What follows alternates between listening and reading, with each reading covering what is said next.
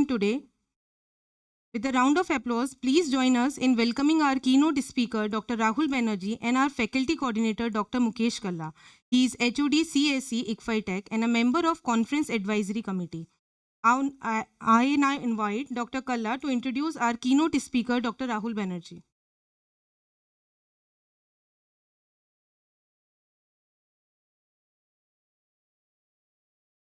Thank you, ma'am. So we are delighted to welcome the Professor Rahul Banerjee as a keynote speaker of the today's session. Rahul Banerjee holds the PhD in the computer science in the area of intelligent system. He has over 35 years of professional experience in terms of teaching, research, consulting, social entrepreneurships, and leaderships. His experience lies in the computer networks, artificial intelligence, Internet of Things, wearable computing, and human-computer interactions. He has collaborated with leading academics and industry partners such as MIT, University of Oxford, University of Bern, Stanford University, Microsoft Research, IBM, Cisco, and Google. And it secured funding from the various sources, including the European Commissions, the Government of India, and the Government of France. He has also founded two ventures, namely touchlives.org, a social enterprise that develops technology solution for the understand, and Rahul AI, a non-profit venture focusing on using power of AI to address problems in the area of those otherwise seems out of reach for the social goods, due to either cost or complexity or both. He is a fellow of IIT and Institute of Engineers and a member of IEEE, ACM, IST, and ISCA. He has been trained at Stanford University Graduate School Business, BITS Pilani, APSU, MIT, MSCT, and SCPD, Stanford University. He has published research paper in referred international journals and conference of reputes and has a few inventions like ADM and MPMS to his credit. He also holds a Stanford Lead Professional Certificate in Business Administration, Management, and Leadership.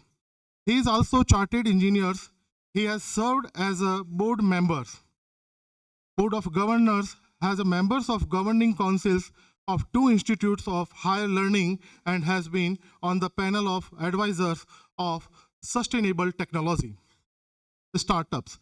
He has been connected to entrepreneurship ecosystem via the Stanford Angels and Entrepreneurs, MIT Enterprises Forums, and PIEDS, that is a Pilani Innovations and Entrepreneurs Development Society. Currently, as a director of LNMIIT, Jaipur, his mission is to create a culture of excellence and innovation and to contribute to the advancement of select areas of knowledge that could potentially transform the lives of many. He is passionate about the teaching, research, consulting, and societal outreach. So may I request the conference chair and director of ICFAI Tech to warm welcome to the keynote speaker. Sir.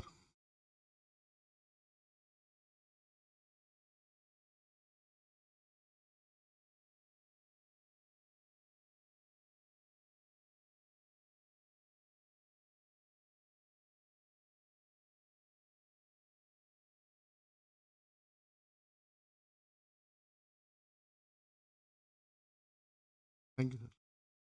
So now today keynote session on the intelligent yet safe. So now we all are moving in the smart cities and AI, but there is some privacy concern. There is challenges. So in today's session, technical session, sir, will be discuss about what are the privacy concerns in the whenever the smart AI and DeepSeek and OpenAI, because yesterday we have to see in the newspaper because it is a ban the ChatGPT and DeepSeek because they have some of the privacy issues. So in today's session, sir, will be discuss about the whatever the intelligent safe, how the challenges and limitations. So I would like to welcome you, sir.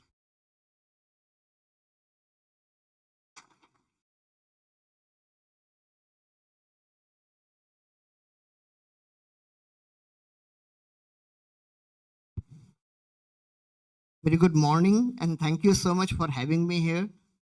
It is a pleasure to be in the company of young students and so many learned leaders and faculty members. Originally, when I received the invite, I thought that it will be with respect to primarily a kind of research conference of the kind where those things will be discussed. So I put a few thoughts, but then seeing the audience, I think I will probably slightly change the matter the way I originally thought, and maybe we will move around in an adaptive way. Please feel free to stop me at any point in time. If you have a question, how much time do I have? According to that, if you could help me or somebody could keep time and just indicate me 5 minutes before, I can probably quickly close it up so that I don't want you to kind of delay the rest of the program.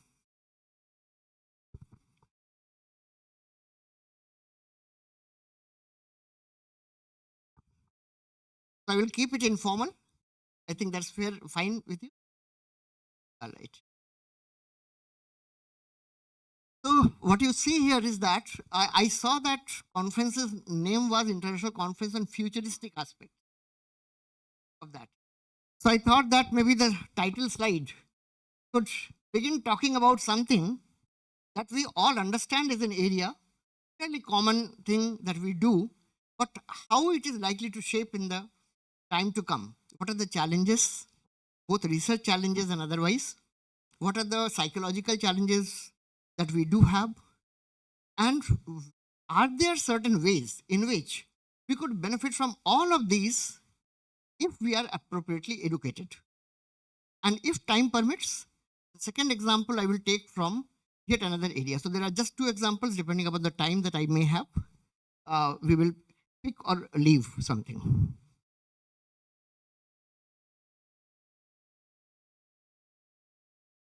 Okay. So just consider a conference room where you are all there for meeting, right? It may be from different people from different organizations or within the same organization, does not matter. If this room or environment has to be such that it is aware of what about the meeting is, who are all shall be attending it, what are the privilege levels or authorization levels to the information with respect to their own rights to view and use, which documents are there that they should have access to while presenting, discussing anything, and what are the things that they alone should see or know, right? But others, unless they explicitly so allow, should not. Similarly, as the discussion progresses, it is possible that something which was not originally intended to be in the list of the documents which was to be discussed or presented in the conference, it is possible a question comes and a related document is elsewhere. Traditionally, what happens, either you have to begin searching for your memory. If you recollect things, you talk about it. What about the system identifies and retrieves that from wherever it is in your authorized set of documents or presentations or a spreadsheet or whatever, and gets it for you to support you. That to highlighting the specific point that you need to probably talk about or present. This needs the environment of the room to be context aware. Context is of two kinds here. One, context which is a group context, that is the context of the overall meeting. Right? Just like conference, this conference has a context, right? It's a common context, but individual contexts also are there, and there is an intersection. It is that intersection which is public, rest of this is private. Right? There are certain things it is possible two organizations are negotiating, and one of them does have something of strategic value and importance. They don't want that strategy to be known to others. So just because everyone in the is in the same conference does not mean that a strategic document should be seen or accessible without explicit consent of the presenter to anyone else.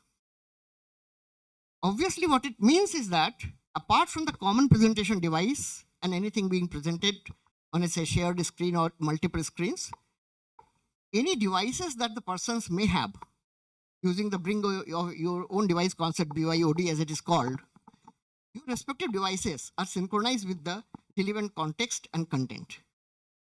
Similarly, if there is any public information which is relevant, which should be brought to the notice while discussion is being built on, cause of what is going on, right?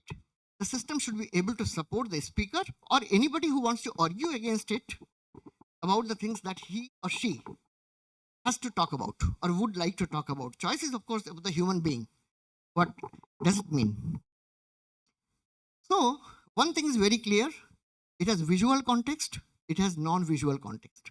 It listens, right? And based on what it listens, it might retrieve, present in the way you wish. At the same time, it should not be able to access anything or present anything which one or more members of the same meeting should not be able to see or use. So that's exactly the next point.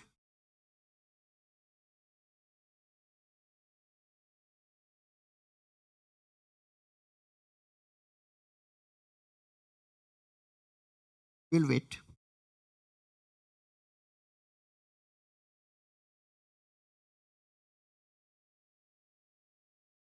May I continue?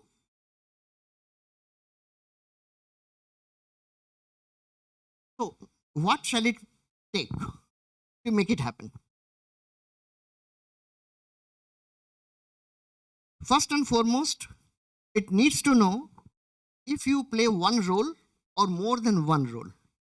For example, I may be a teacher, I may be a researcher, I may be probably holding a leadership position, and I might also be one of the members of one of the clubs on campus. I might have an interest in one sport, maybe as a player, in another sport, probably just enjoy watching that, right? Different contexts, different things. At the same time, it is possible that one of us, or in that case, does need to be reminded about a medical.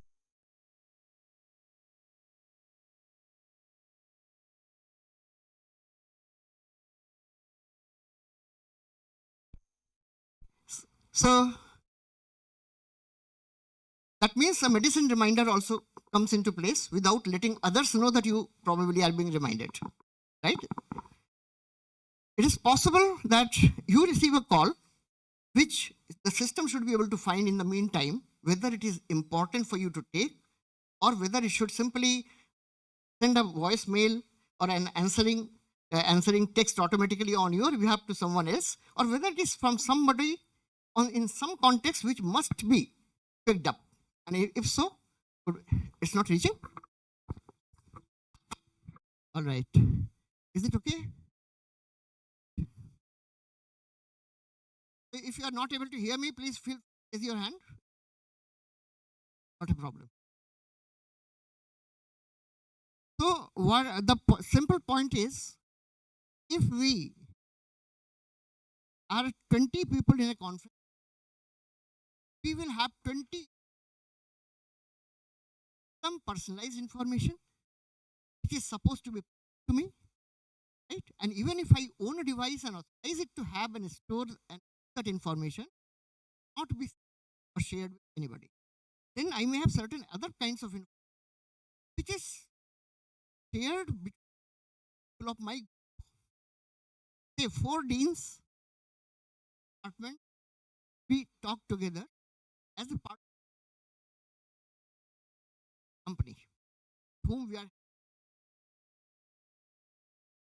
program. Now will have its own set of shared content to in a similar way have their own, right?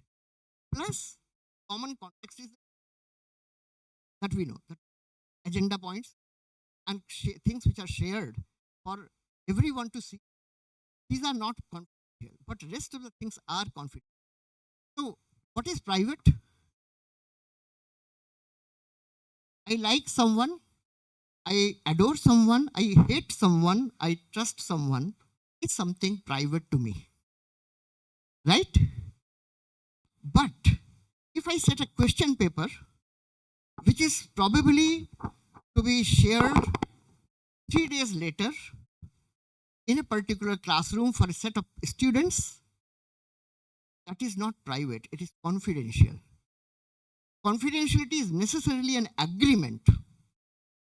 Many times it may have timelines fixed, may have conditions fixed, who all till that time can have access to that is decided as per that formal or informal agreement. And then as soon as those conditions are met, things are declassified, they are no longer confidential. Privacy has no necessary agreement of that kind. Unfortunately or fortunately, we often confuse privacy with confidentiality. Think about it. My health information is private to me. That's what I think. Can any medical doctor treat me if I don't share that information? No. Now, if that medical doctor is an employee of probably a large hospital, he or she is bound to the information system of the hospital. And as a result, my information, which was supposed to be private, is not only known to that medical doctor, but also to some specific set of people allowed to see, store, edit, modify, append, comment in that system, whichever. That means some lab reports which could be there, if I am admitted over there, right, could get added, treatments, right? And moreover, all of these are indirectly also connected sometimes to their billing system, right? Now, what should ideally happen? For each one of the things that I need support for, there should be an agreement, right? Do we do it? Often not. So many things are written and we are always in a hurry because whenever we go in for care, they already have all of those medical legal things ready. We just sign on the dotted line. Technically, what we are doing is that we are agreeing to share all of that. And moreover, if you have a medical or health insurance, those guys, in order to support you, would need access to that. What is the impact of that? Next time, they could change or add to your premium, right? Remember, this data, if allowed to be seen without anonymization and without removing the linking or binding associated with that, will hurt you if you go to another medical insurance provider, health insurance provider tomorrow, right? Of course, you are not supposed to hide information, but you may not want to reveal all individual elements of your data. You might tell about the ailments from when you did suffer so that they get a broad idea. But you don't have to submit all your reports, all your data, all of those kind of things, right? So any breach of this is confidentiality breach. But anything that between doctor and you talk, if that gets revealed to another person without your express permission, that is breach of privacy. Your confidentiality was between you and the hospital that they signed, and hospital and the insurance company, right? So there are those different aspects. They cannot share without explicit permission. It's another thing they might share. Those of us who are aware of Cambridge Analytica case, right? Many of you might have seen in those days that platforms like Facebook had connections and people wanted to know about themselves, whether they're conservative, they're liberal or what kind. So people played around thinking it will generate an opinion or tell them who they are, what they wanted to see about themselves. And all this data was collected and shared by Facebook with Cambridge Analytica. Why? Most of us did not look into with whom the data will be shared, and the details did not exist around that time, which is being enforced these days. that didn't quite exist that time. Right? So that is how Cambridge Analytica scandal came out. So anyway, if in the conference that we are having in this room, suddenly we find that there is a new information which has been hidden, which is very critical for us to take. Consider a situation when a company which is in talk with you has hidden the information that they are simultaneously in discussion with 4 other universities. Right? Ideally, ethics dictates they may not tell you the names of the universities, but they could probably tell you they are looking to examine proposals that they are having about whatever program they want or research project they want with multiple other organizations, right? Most of the time they will not. How do you find, if you find out because of some social media post that somebody mentioned that, okay, so and so company visited, had good discussion on research, right? It's all connected, internet is all connected. Is there a way there could be a back-end career service which gets that additional contextual information and makes available to the team which is negotiating with those guys? It will empower them to change their strategy if the need be. Right? They don't need with whom else, but they at least will get an information. Many of us make one very big mistake, and that creates safety issue. We write sometimes without realizing that we are being geotagged, unless we have disabled that, without realizing that there might be many people who are not necessarily our friends, who are watching what we are posting depending upon the rights we have given, etc. That we are living for this, from this airport to this, we'll visit this with family. Now, a guy who has to probably steal something from your house and knows whole family is going on a vacation, right, for so many days, also knows the timelines. Can plan out. It's another thing. It's a different story that most of the people would not necessarily do that, but there have been instances where it has been done. Right? So when I talk about these things, privacy, confidentiality, integrity, security, and protection, all things put together come together, but we cannot ignore safety.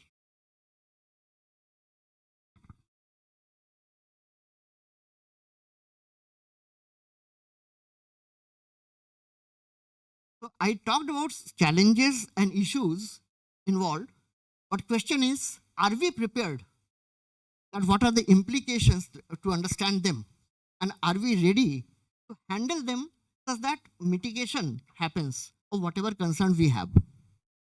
So I remember we had posted an article somewhere and we got a response, no, I am very worried this will breach my privacy.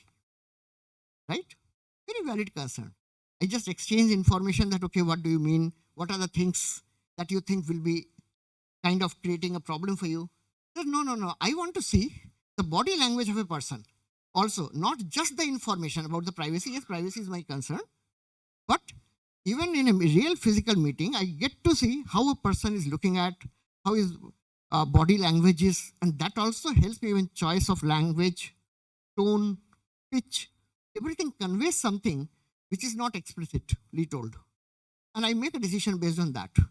This is one Asia Pacific CEO of a very large multinational who wrote to me that. I said, okay, I use as the feedback. Why? Because he had valid points. He was making a decision and he was not just talking about the conference which will involve 2 or more parties. He was talking about a conference in the same room where his own people might be there, his own officers, his own colleagues, but they might be talking about certain possibilities and he might want to make a sense of how much to trust, how much to give weight, it's so on and so forth, right?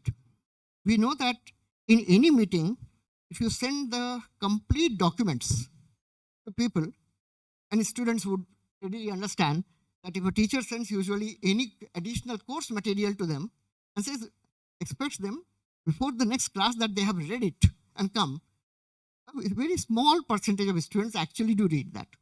It too happens even amongst the grown-ups. Don't worry, you are not the only ones.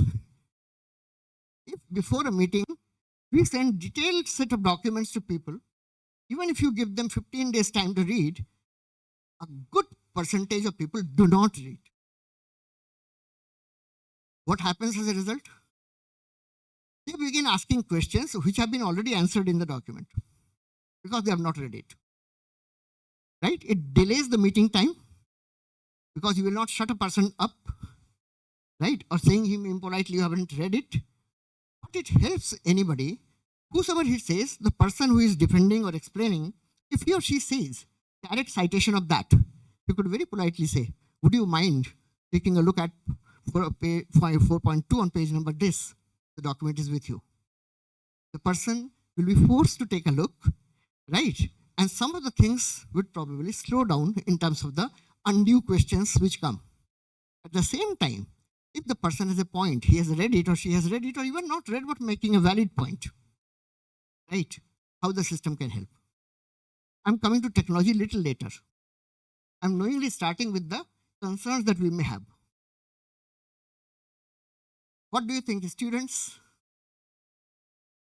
How the system can react? By the way, which are the technologies involved if you talk of technology itself? Did you notice? If a system is observing who all are coming, you might have certain biometric ways of authenticating them without their necessarily putting their fingerprint or without their necessarily standing in front of a face recognition or iris recognition system or something like that. Right? So some kind of biometric authentication without its being very visible might be a part of it. Okay. That's one part. So that is how the room knows. All authorized people who are supposed to know, they are there. It will also know if there is somebody unauthorized who came along, somebody who was authorized is there, but it will not know who the person is. Right? Because that's not a pre-registered person. But what is the technology involved apart from authentication technology? Obviously authorization. What you are authorized to see. Right? I'm talking to students here for that particular part because I can see good number of students here. Being a teacher, it's very natural for us to talk to them. So, but when I speak, when I'm asking a question, what is the technology in use? Natural language recognition, right? That includes speech recognition. Different people could use maybe one or two languages in a typical meeting, right? Say, in this part of the world where we are here, mostly English and maybe sometimes Hindi might be spoken, right? System should know which is the language being spoken by somebody, what is the context, and based on the context, derive the meaning. Which technology will allow this? Apart from the recognition part, where you get to know the textual element as converted, so you have speech to text recognition. That needs further correction so that you do not get the words which were not spoken, which requires training, right, or learning over there. And you also need text to speech conversion in some cases. Suppose somebody is deaf and dumb. On his device or her device, you would expect what? The textual overlay on the device as a tablet on that, what is being spoken, and whatever he or she wants to speak and types in or just scribbles on the note, that needs to be recognized and converted into appropriate text if it is being scribbled. If it is being typed in, that is already a text. So text to speech generation, synthesis is involved, right? There are other things, of course, over there.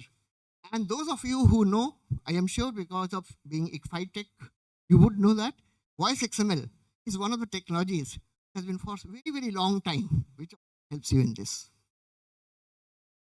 Now we have also heard about language models in this context, right? When you talk to the systems and systems talk back to you or help you, you prompt the systems with the appropriate human language entries and the system appropriately is not always correct, but it does. One of the things which people do in computer science, they did in very, very early days was something they call brute force method. At a time when algorithms were not very evolved, right? But as people became more intelligent, they realized they don't need necessarily to do exhaustive things. They can use certain simple methods, some approximate methods, some randomized things, and a set of techniques to cut down both the search space and also give with less resource utilization faster response. This is the time we are all in. Large language models, what they are trying here is to use very, very costly exhaustive searches, brute force, almost near brute force methods to be able to support the languages with millions of parameters to understand. And then they are trying to do something. Difference between the OpenAI's approach and DeepSeek's approach is precisely that part.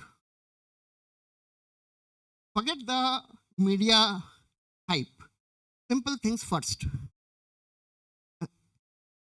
English language, how many of you know, typically standard dictionary, which is issued by Oxford dictionaries, how many words are there on an average? Almost near about 8 lakh. How many we use often? Not more than 40 to 60,000. This is the trick. I think rest of this you can understand. If for a particular context, for a particular set of people, you are going to design a language model, it need not be that exhaustive one. You can very easily live with smaller language models. With a limited context, yes, it will not recognize all 8 lakh, but then you often do not use it. Find out your 40,000, her 60,000, somebody else's 40,000, another maximum 80,000. Whatever be that, what is the near about? Much lesser than still it will be then what 8 lakh words could have required, right? So if that is the case, we know search space itself is smaller. Now your strategies will make it further optimized. So whether a small device or using lesser GPUs at the back end, you can get better results at lower cost. Whether it will scale is the problem. That is where even DeepSeek has yet not proven it. DeepSeek, whether it will scale, is yet to be seen. But what does it tell us? We don't have to necessarily copy. If in Indian context, you wish to work on those, you rather think about what others are doing. You might wish to take a look at what is the benefit of each of the approaches, which approach indeed does not make sense for you to consider, and whether you should use so much computing power, because it will require billions and trillions of rupees to invest if you wish to do what OpenAI and some others did. So if you notice what OpenAI did, they involved many companies, including Microsoft and others, right? To do whatever they did. Earlier it was not for profit, now it has become for profit. Meta on the other side got Llama, its own thing, because it was a cash-rich company at that point in time. But each LLM has its own purpose. That gives you another good point. Why not consider, first of all, which set of words for which language, in which context, say medical doctors talking to one another, will require a different vocabulary. They will not require necessarily something which somebody who is probably a dramatist, who needs to know the local dialects and their words over and above the whole language basic part will. So depending upon the purpose, you can have optimization of various kinds. Context-driven optimization, right? Reduce number of words that you need, and choose the words depending upon the context automatically, so that search space reduces, and you can do better job with less computing power. I do not know whether you are aware. I am sure you are. We all talk about environment. Do we realize wrong use or without thinking use of very large machine learning and deep learning things actually cause huge amount of pollution indirectly? They require energy, all GPUs and all of that whatever we use, right? More we use, More energy required, right? Most of the energy is not the clean energy that is coming from still. So you are actually losing carbon credits, right? So direct and indirect costs happen. Anyway, when we are talking of mitigating the concern, one simple way of cost-effective mitigating concern is knowing the context and define it. And based on the context, have a shorter set of things to do. Are you aware that SLM is already something which is fairly common? LLMs are more famous. SLMs or small language models were later thought because of precisely the smaller device capabilities, which are your edge devices, your smartphone, maybe your smartwatch, right? Those kind of devices, some implantable devices like pacemaker and other things which could be there. So, or some wearable devices over and above those. Because those edge devices has lesser capability, you needed anyway something that they could also do locally, right? Large part of learning is happening at backend. Something is being done. Can we do something in the interim, at the intermediate level? Can we do something? I hope with the examples that I gave you of how to limit context, how to reduce the set of things that you will like to work and interpret, you can see there is a possibility. For every purpose, if purpose means what? Context, right? You have this, but there is another angle to the whole thing which we have not looked into. I indicated it, but we may not have looked into. Think about a different situation, not these people who are taking leadership decision, but a set of artists, designers, discussing with a creative advertising team something. Many times they will say something, they will show something, they will sketch something, they will talk about the context, and the team arrive at some of the takeaways before it ends, even if the final outcome is not decided right there. What does it mean? Other than spoken and textual language, we need visual languages also to be understood, and that is here another research direction is taking place. MIT has had a group which was led by Dr.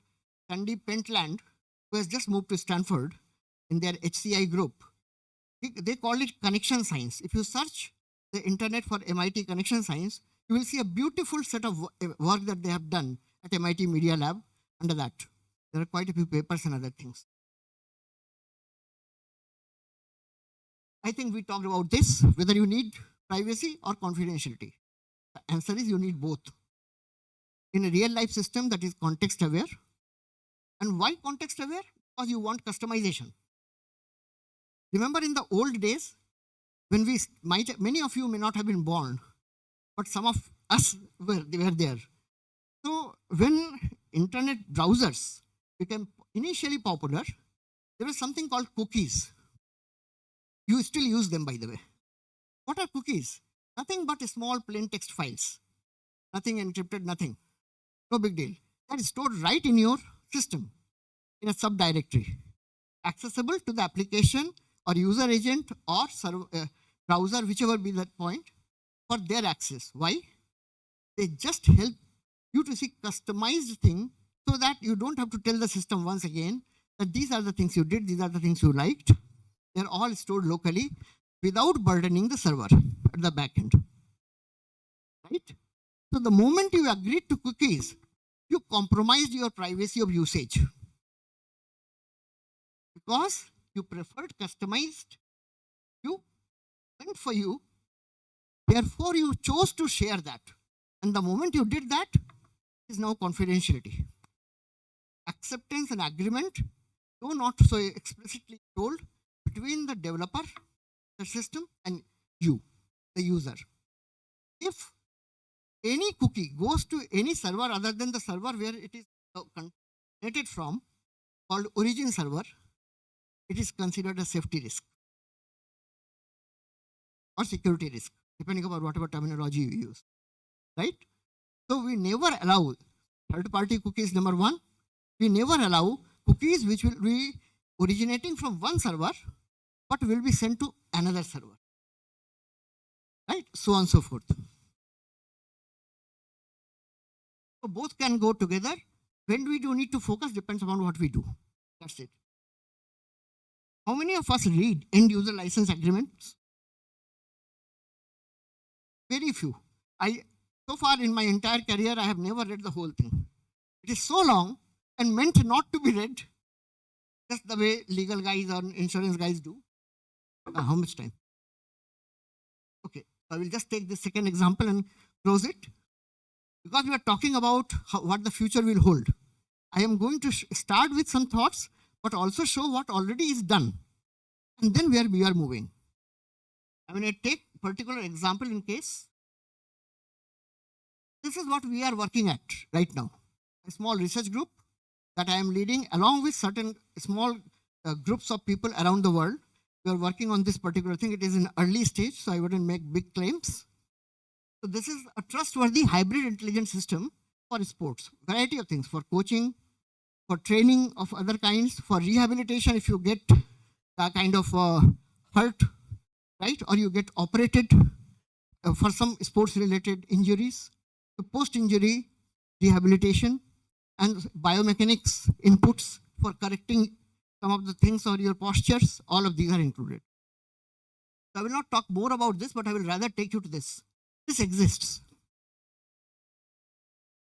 On the internet, if you find some of the references I have given, right? If you search them, you will find more. So, why I took coaching? Simple reason. The good part of technology is keeping humans a part of whatever they do so that control remains with the humans.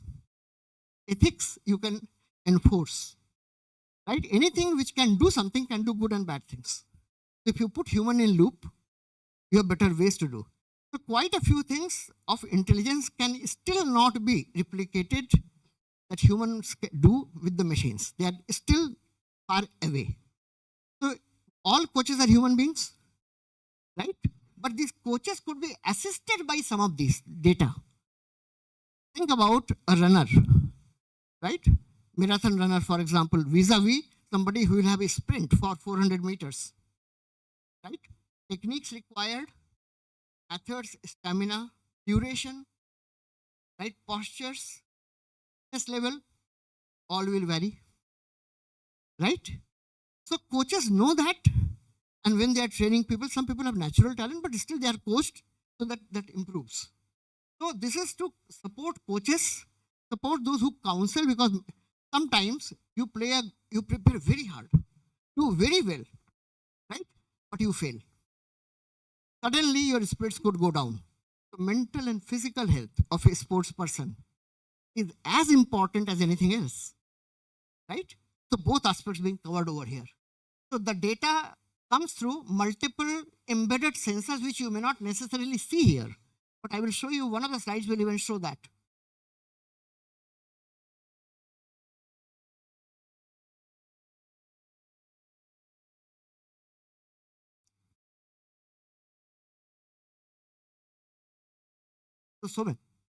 So many types of sports are there. I'm ignoring that part. Are you looking into the way? There are some black bands, right? On the right side figure, right? There is also a black something over here, or chest. Always not going to be visible. Sometimes they might be part of your inner wear. Sometimes they might be visible outside, right? They might be even in your over there, and where they will get energy from if they are in your shoes. If we run, normal run, up to 60 watts of power can be generated by your shoes, which can in turn power your devices, right? When we breathe, anywhere between few watts to single digit wattage is possible to be generated depending upon the breathing style and the pattern, and so on and so forth.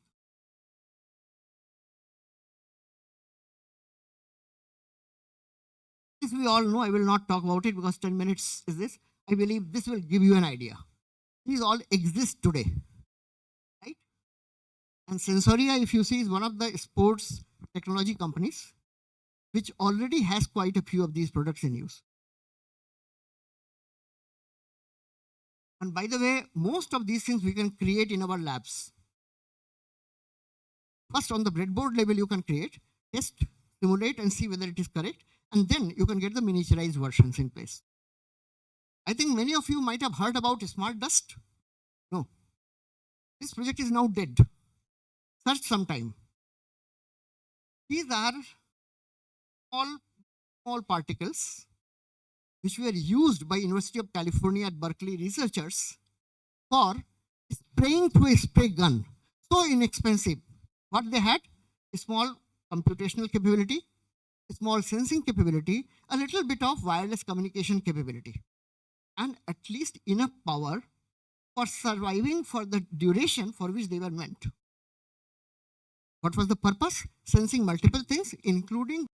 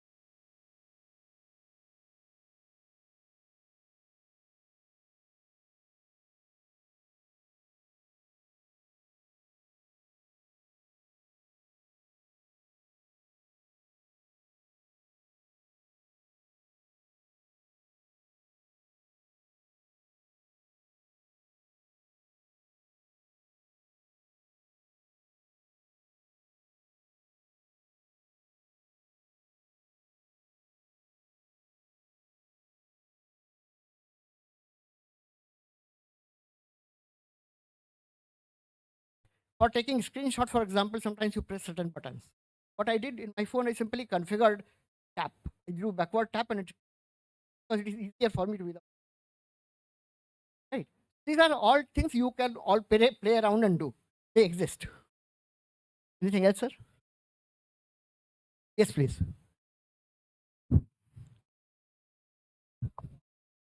The things you talked about, like the cookies are stored in the backend.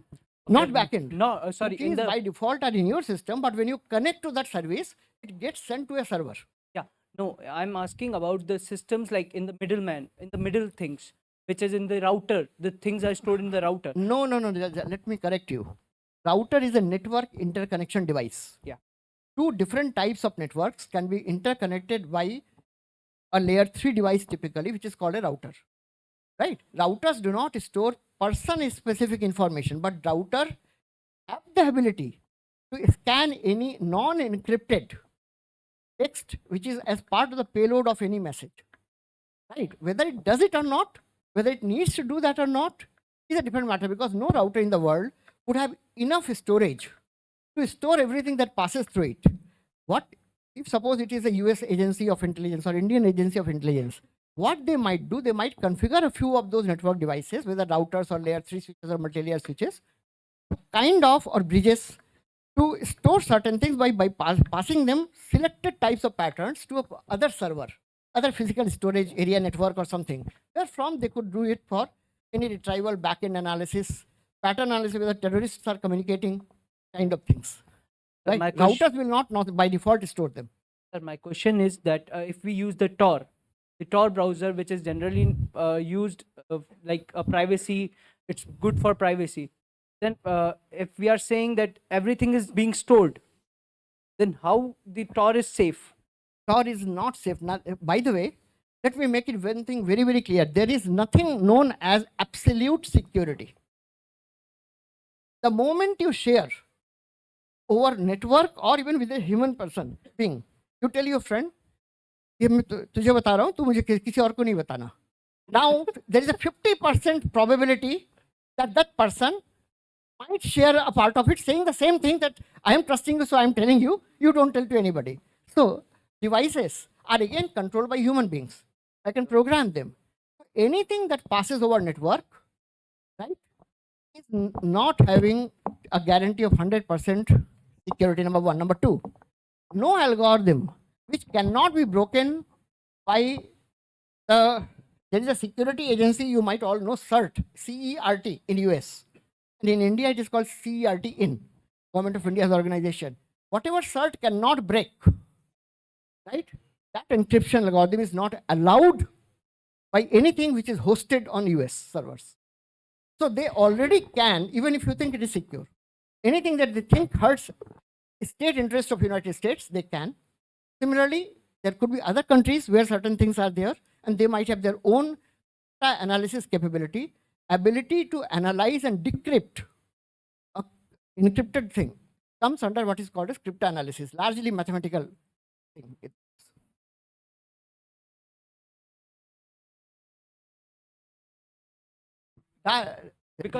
Because as you cannot stop.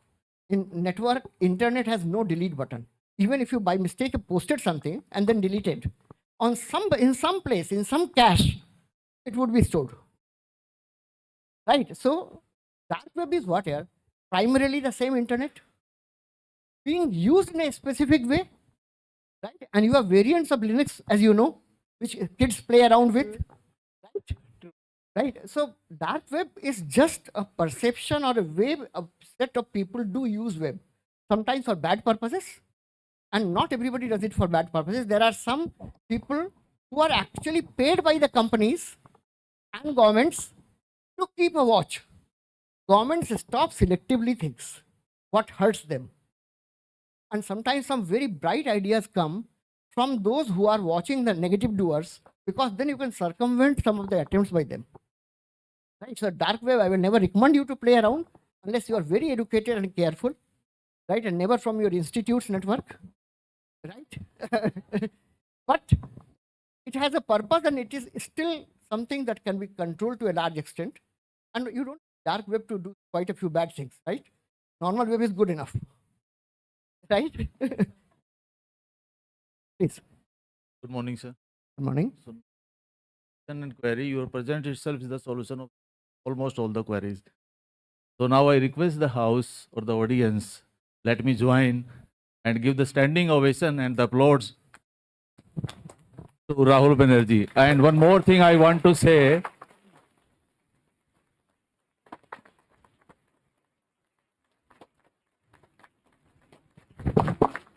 Thank you so much, sir. Thank you so much for having me here. And I will conclude with this.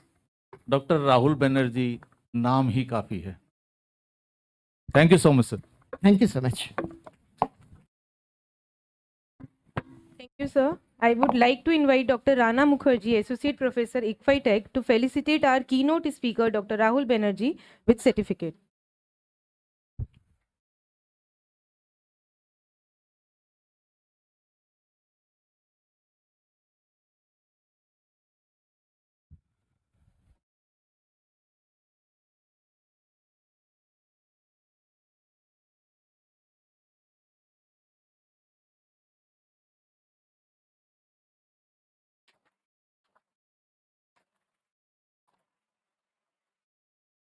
Thank you, sir. Now I invite our faculty coordinator, Dr. Mukesh Kalla, to felicitate our keynote speaker with memento.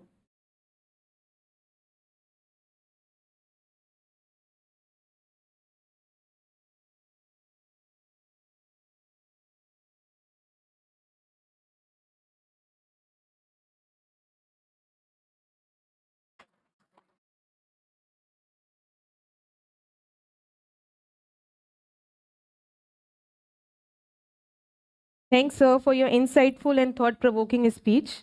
On behalf of organizing committee, I extend our heartfelt gratitude for the valuable discussions and input shared today. A special note of appreciation to our esteemed keynote speaker, Dr. Rahul Banerjee, for his guidance and insightful engagement throughout this session. Thank you, sir. I invite you all for the group photo.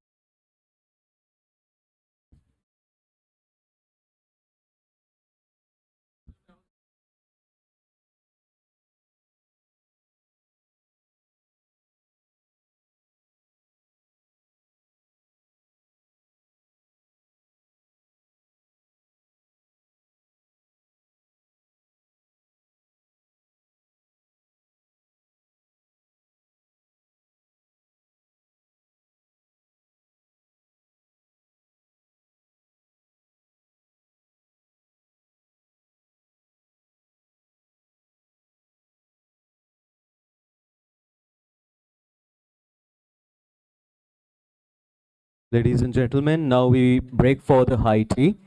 Please keep your coupons along with you. And after 15 minutes, we will expect you in this room as we will join for the next keynote session. Thank you.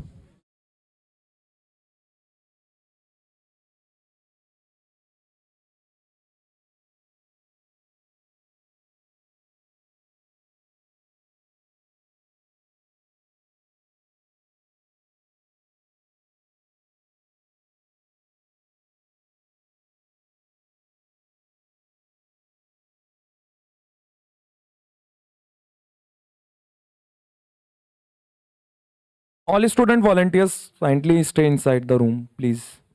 All of the student volunteers.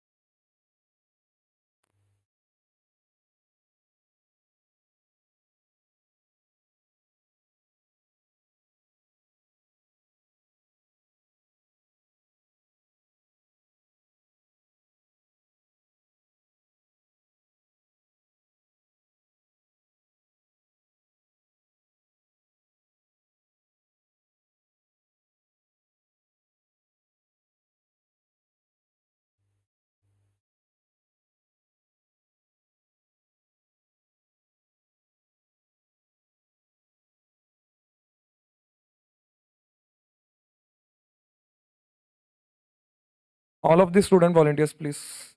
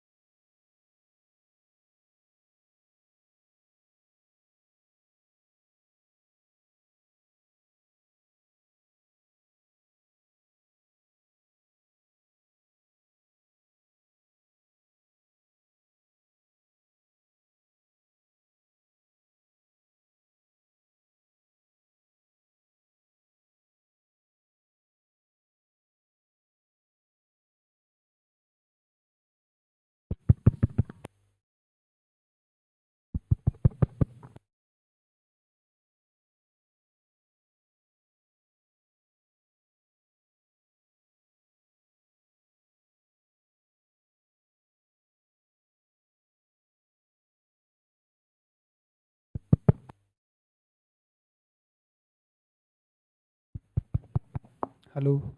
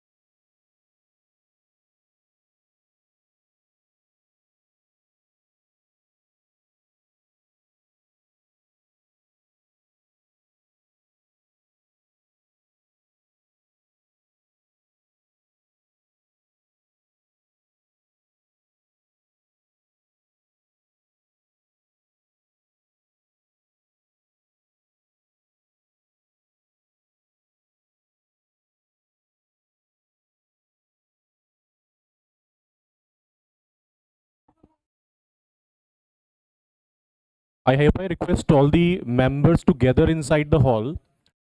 We are about to start the next session.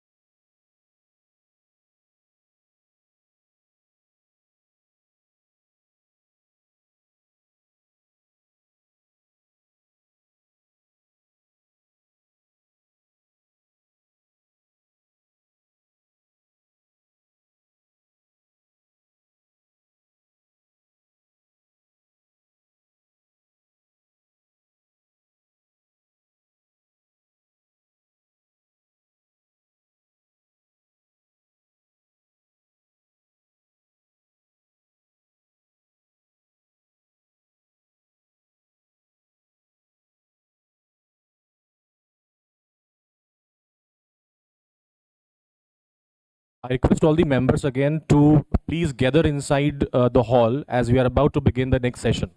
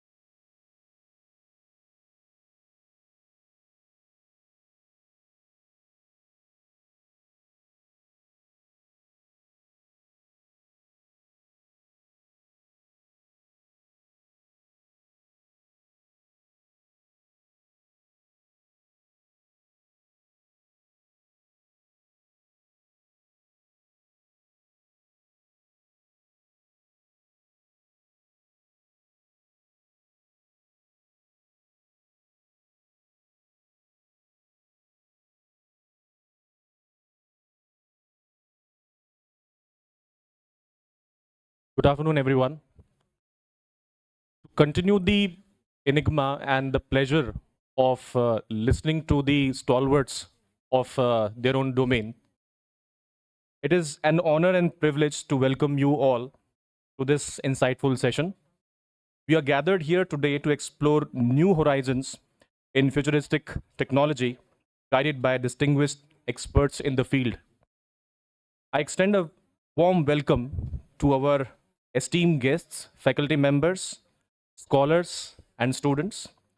Your presence truly enriches this gathering.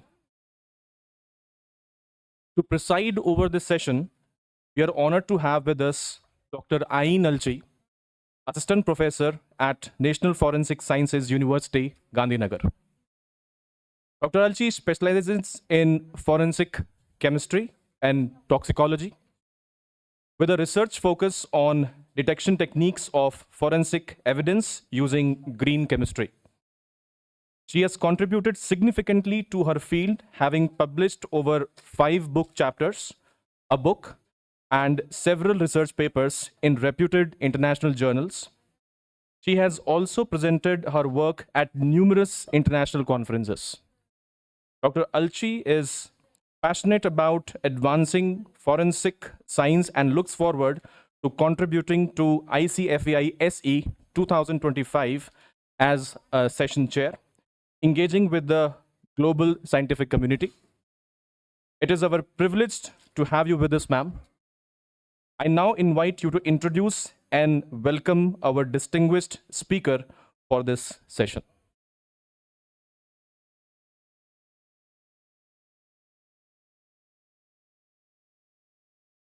Thank you. I first like to thank ICFI to invite us here as chairs.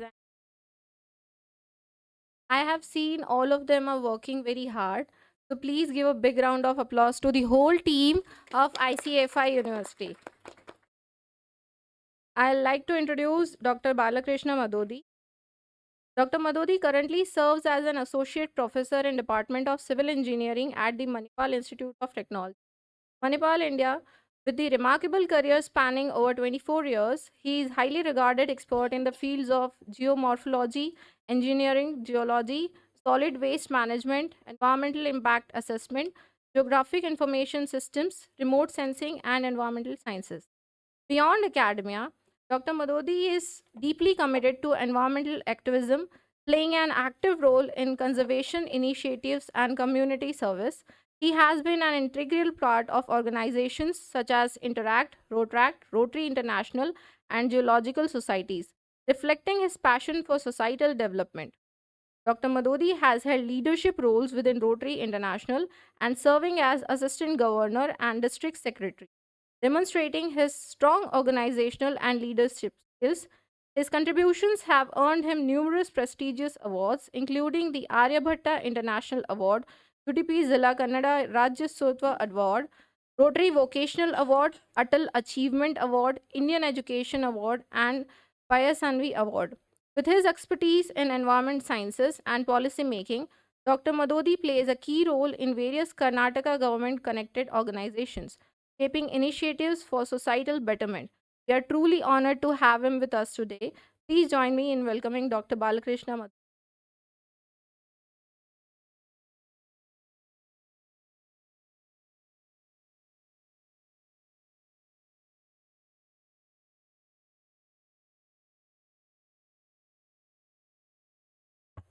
Thank you, madam, for such a sweet introduction. Thank you so much. Dignitaries, faculty members, invitees, researchers, students. I always feel that environment is the last priority what we have considered in our life. Because everything what we have got from the environment is free of cost. You drink water? Yes? Yeah, environment has given water free of cost. We breathe oxygen? Yes? Yeah. It is free of cost that has been given by the environment. That's why we see the smaller strength here. We always consider environment is one of that can be granted, taken into granted. So I thought that why environment sustainability should not be taken as a topic. At least the researchers, faculty members, or at higher education, if you are able to take it in a proper way of implementation, then it would be one of a great gesture for our next generation. I don't think that we are going to leave the same earth that what we have enjoyed. The same earth what was given to us when we were born here. Knowing the taking granted, or we are taking the earth into a consideration, so we think that anyhow it can be taken into. Yes, chalta hai. That is the policy what we have implemented. Before starting my presentation, a simple question. How much water you use every day? Yes, sir. 1,000 liters. Yes, sir.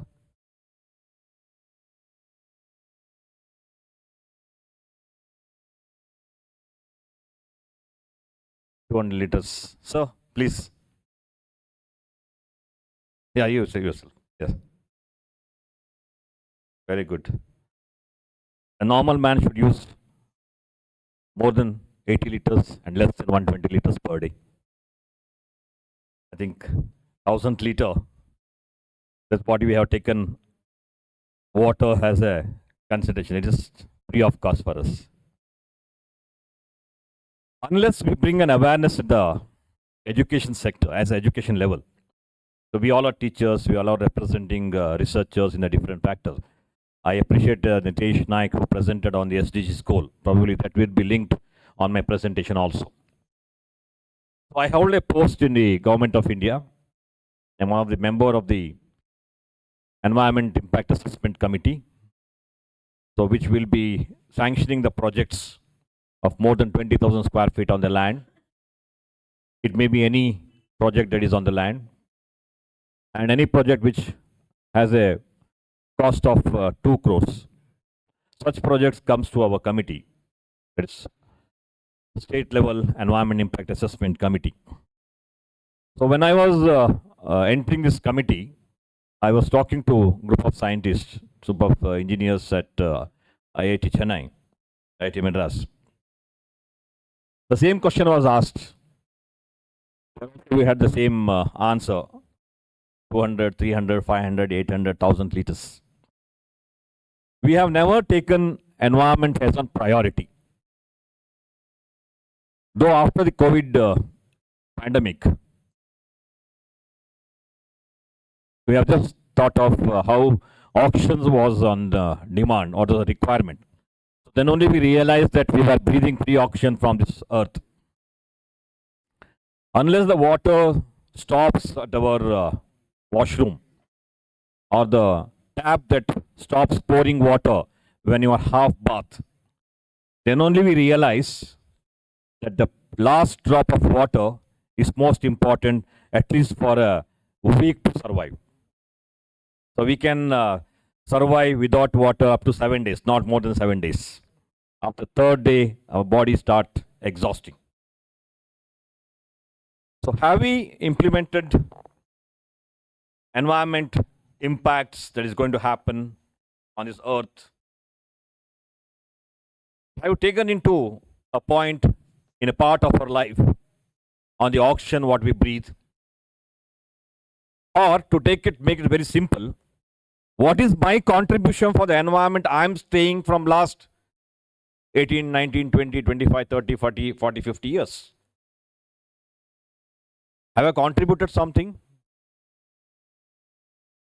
At least I have planted one sapling which has gone through a tree, which can be hugged in my arm, which can liberate 450 kg of oxygen per annum.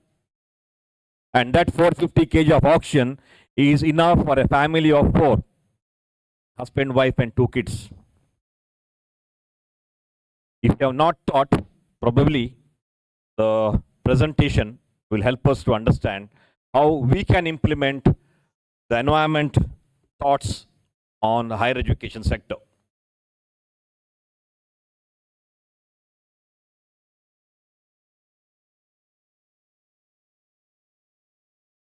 So when you talk about sustainability, you take any funding agency or any of the patent that is been granted nowadays, or any of the aspects that you are going to submit for the AICTE or Department of Higher Educations or TST, any of the funding agencies you see, sustainability word makes a lot of difference nowadays. Everyone wants to link themselves with sustainability without understanding the word, what sustainability is all about. If the higher education sector does not take the sustainability to its core, the next generation will curse us for their birth. We've already seen. Sustainability is all about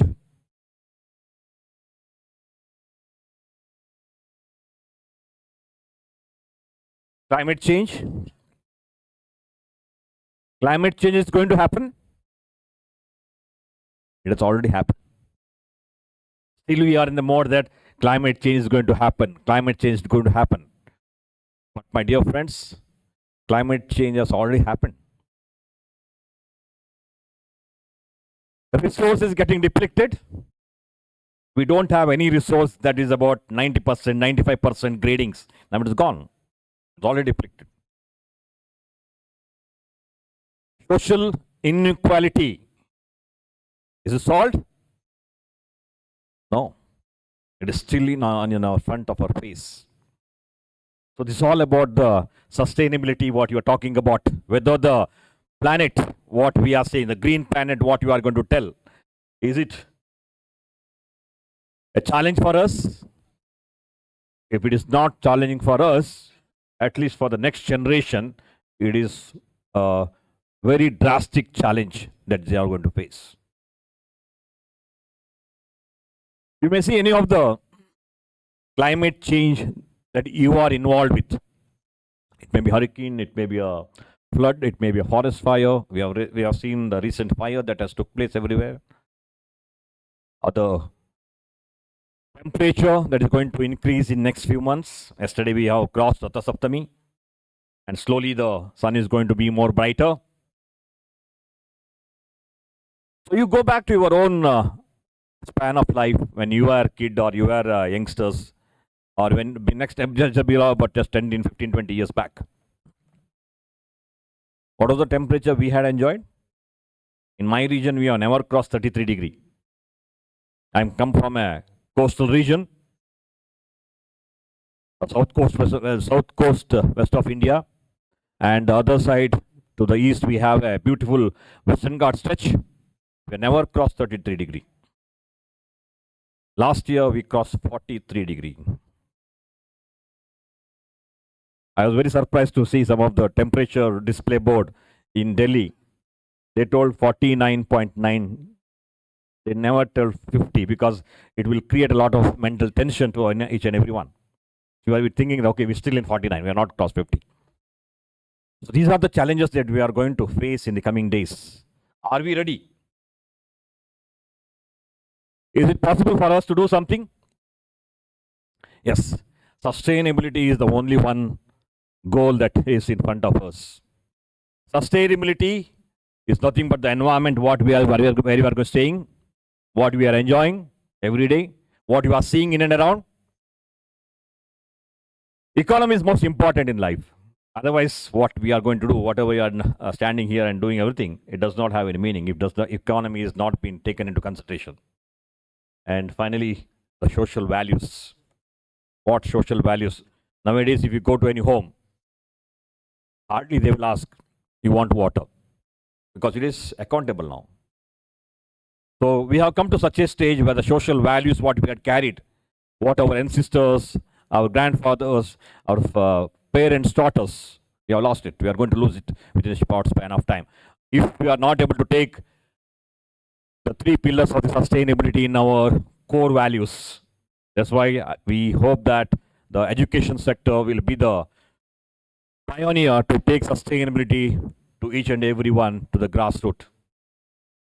So if you are able to put the cycle, the environment in which we are living, which has given such valuable, respectful things that for our survival, if you can put it into the social life, and that social life values, if you are able to evaluate into the economy, what we are earning, and finally implement, so that would be the higher education institution vision for everyone to take it from this conference. Role of higher education in sustainable development have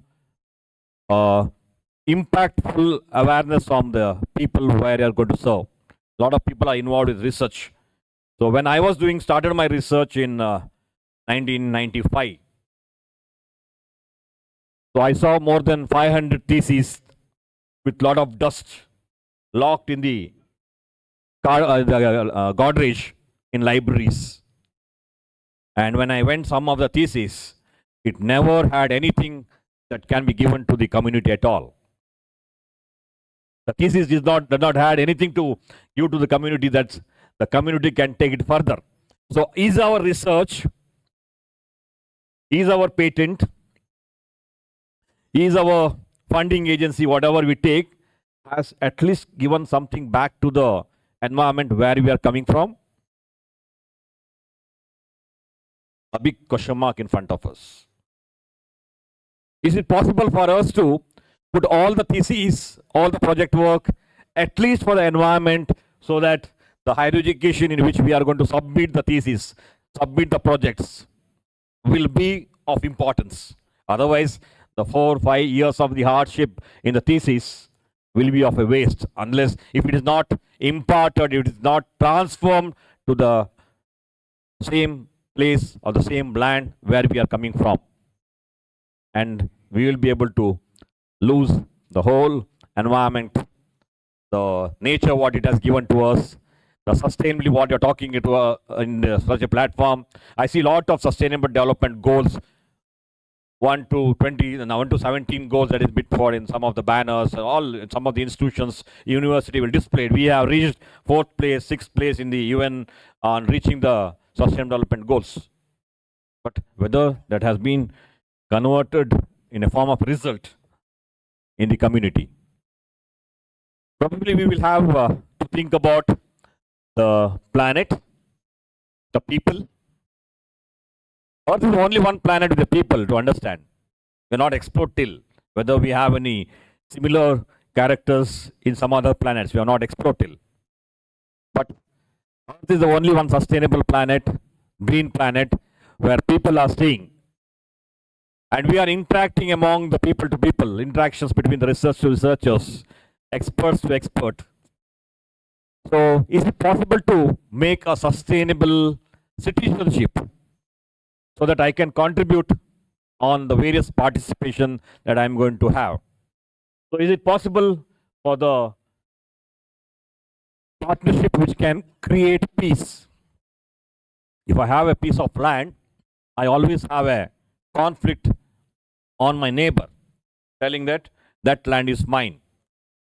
One tsunami, one earthquake, one pandemic will bring an end of all these boundaries. So is it possible to bring a peace among us? Is it possible to have a good partnership with the neighbors? It may be a country to country, or it may be a person to person, so that a sustainability what we are talking about, sustainability what you are going to try to implement in the higher education will bring a change. So that peace probably will bring the prosperity in our life. Not only in our life, in others' life also. That's why we have seen the Indian economical growth. Indian economy is rising. Yes, we accept. That means we are towards some sector, we are improving with the sustainable development goals.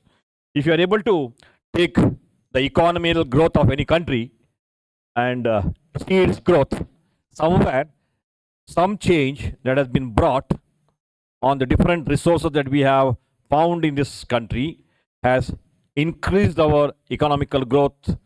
The technology what we have implemented in our sector, the growth that has happened in our research. So these are some of the things that we're showing the growth in the Indian's economy. So that impact has shown in the form of urbanization. So we have a positive and negative impact on the urbanization and industrialization. But the growth in the economy in the form of urbanization, industrialization has given a positive step for the country's economy, but it has created a lot of pressure on the natural resource. So we have a very good iron mining in Karnataka, bauxites. We have rich resource of sands, which contains uranium, thorium. We have a lot of crops with fertile soils. But the urbanization, industrialization growth has created pressure on the natural resource. And all the 90-80% of the grading of this mineral resources we have seen depleting. The ecosystem, in maybe in few years, we will not be able to see any pond ecosystem at all. 7 million species present in this nature. We have named around 3 million species on its phylum, kingdom, class, order, etc. Still 4 million plus species to be named and put into a group. But the ecosystem itself, where all the species survive, dependent on each other, abiotic components, which are dependent on each other, are under threat. How many lakes we have lost in the name of development? How many ponds, river banks, coastlines, shorelines we have lost in the name of urbanization, industrialization? Compensated.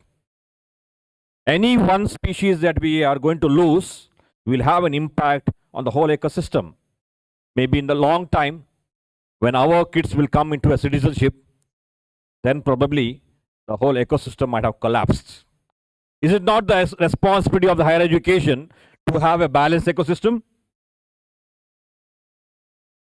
Are we thinking ahead about it? Have we any plans to implement this ecosystem's conservation? It's most important. Otherwise, our next generation will surely curse on us. I'll give an example. If ever you have a time in your free hours, go to Google and browse a place called as Swarg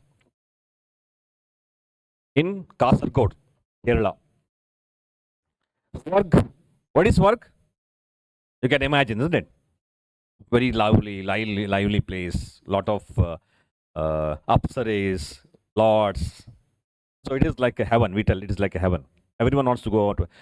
All who are sitting here want to go for a heaven? Yes? Yes. So there is a place called as Swarg. There is heaven in Kasargod. And every 10 baby that born every day in that region, 7 babies will born with syndrome deficiency. A very pathetic story that is front of us. So that is the ecosystem what we are living. Probably it will spread shortly. The endosulfan that is sprayed for about 30 years in that region has created an ecosystem which you call it as a heaven to a hell. Now it is Narak. You should see the baby that has been born in region, head of double or triple the size of the body. Some of the organs getting changed with the physical appearance. It is horrible. So that is the ecosystem which has been under stress. Are we higher education leaders? We are occupying the different positions. Are we able to bring some thoughts in some of the young and budding students of our universities, of our institutions? Probably it should be on priority. Our curriculum should change. We are always in the old curriculum what we are going to learn. Is it possible for us to bring some curricular development with lot of research and innovations? Is it possible for the community to engage the sustainability campus? Is it possible for us to create a sustainability campus? When I saw this beautiful green campus, I was very happy. I have seen many campuses, even not a single plant or a tree is there in that area. Totally made of concretization. So is it possible for us to bring a lot of opportunities for these young budding students, as leaders of tomorrow, with a lot of environmental responsibilities, which can create a job opportunity? At the same time, is it possible for us to create some new things, new innovatives, new research, so that the sustainability community that we are going to see in this campus for all the time? So is it possible for the schools and colleges and the higher education to put an action plan? We always talk on platforms. We always put our presentations, and end of the day we take some photos, put in our social media, take the appreciation, go back. So from last 19 years in our surrounding, so me and my team, has responsibility to plant about 10,000 saplings, which has been sampled, taken care, and now it has gone to a tree. Is it possible for us to do? Yes. A dumping yard, which was being dumped with all the cementing, concreting materials, which was totally a hard plateau, we are converted into a 2-acre forest, and it is existing with huge trees of the local species from last 8 years, and we have planted more than 300 trees in that region. Is it possible to do? Yes, it is my action plan. So somewhere you should be able to commit. Whenever we travel, whenever we walk in and around in our campus and surrounding, we see the water that is trickling drop by drop. Have I ever taken a 20-30 seconds of my time to see that the tap should be made tight rather than bombarding on some of the people in and around who are responsible? So that should be my action plan, that should be my commitment. Only then the higher education can teach the students to be more responsible for the environment sustainability. Is it possible? Yes, we should try. So the higher education plans, we are only talking about reduce, recycle and reuse. And later thing, what happens after this three happen? No, is it possible for us to continue, repair? Is it possible for us to rebuild? Is it possible for us to refurbish, refinish, resell and recycle? Then probably the real meaning of higher education implementing sustainability will have a thought. We have education department supporting on the sustainability with a lot of funds. Is it possible for us to encash and see that it is be put into action? We have University Grant Commission, National Assessment and Accreditation Council. We have a lot of funds to be considered. We should be able to take. Only thing we should be able to put into action, not take the fund and implement, use it for something and close it. We should be able to implement all that important programs that is implemented by the government, from the Ministry of Higher Education, Ministry of Sports and Youth, to the National Service Scheme, to the NCC. We can involve volunteers and we can make them responsible and see that the projects will be implemented to a clean India. So as Professor Nitesh has explained about the Sustainable Development Goals, so is my research, is my working area, in my academic that I'm going to contribute, have any one sustainability goals that I can see that it will be implemented 100%? Is it possible to do? Yes. We should be able to pick at least one sustainable development goal. I don't want you to put into action. You pass this thought on the young minds of the students. You make the students more responsible to see that at least one sustainable development goals you are going to pick for your next generation. Make them responsible. Probably it will be done. It is my experience because I work for the National Service Scheme. I have some 200 volunteers, and every day one or the other student will pick one of the sustainable development goal and tell that, okay, sir, we have done this today. It is possible to implement. So opportunity and goals are many. You can put your thoughts into some of the standards and assessment. Curriculum instruction can be followed. So if you are an autonomous institution, you have the rights to implement a lot of thoughts in a form of a curriculum development. You can make your teachers, you can make your students professional development. You can learn, you have a lot of learning environmental concepts here. So a lot of boards can be implemented. So though we have 4 members in my house, I have a small piece of paper that is pasted near my my hand wash, and I have put there water is most important to make me remind that whenever I on my tap, so that will tell me, yes, that is what you have implemented yourself, so you should make it responsible. So I put in my front of my, so in my table, there will be a lot of environmental wordings. So whoever comes to my cabin, they will take one or the other so that they will contribute something to the same environment what we are living. So one nation, one subscription is the one of the important concept that is implemented. If you are able to push this concept to our students, probably they will pick some of the courses that is present and may be rich, or one day he will be a representative of environment sustainability ambassador. So public-private partnership, lot of fundings are there. So in my ministry, we have a project called as corporate environment responsibility. Any project that is implemented on the land, 0.5% of the cost, project cost, should be given to the environment responsibility. So you can encash it. Any building, any of the project that is coming in and around your area, go to them, talk to them, and ask for the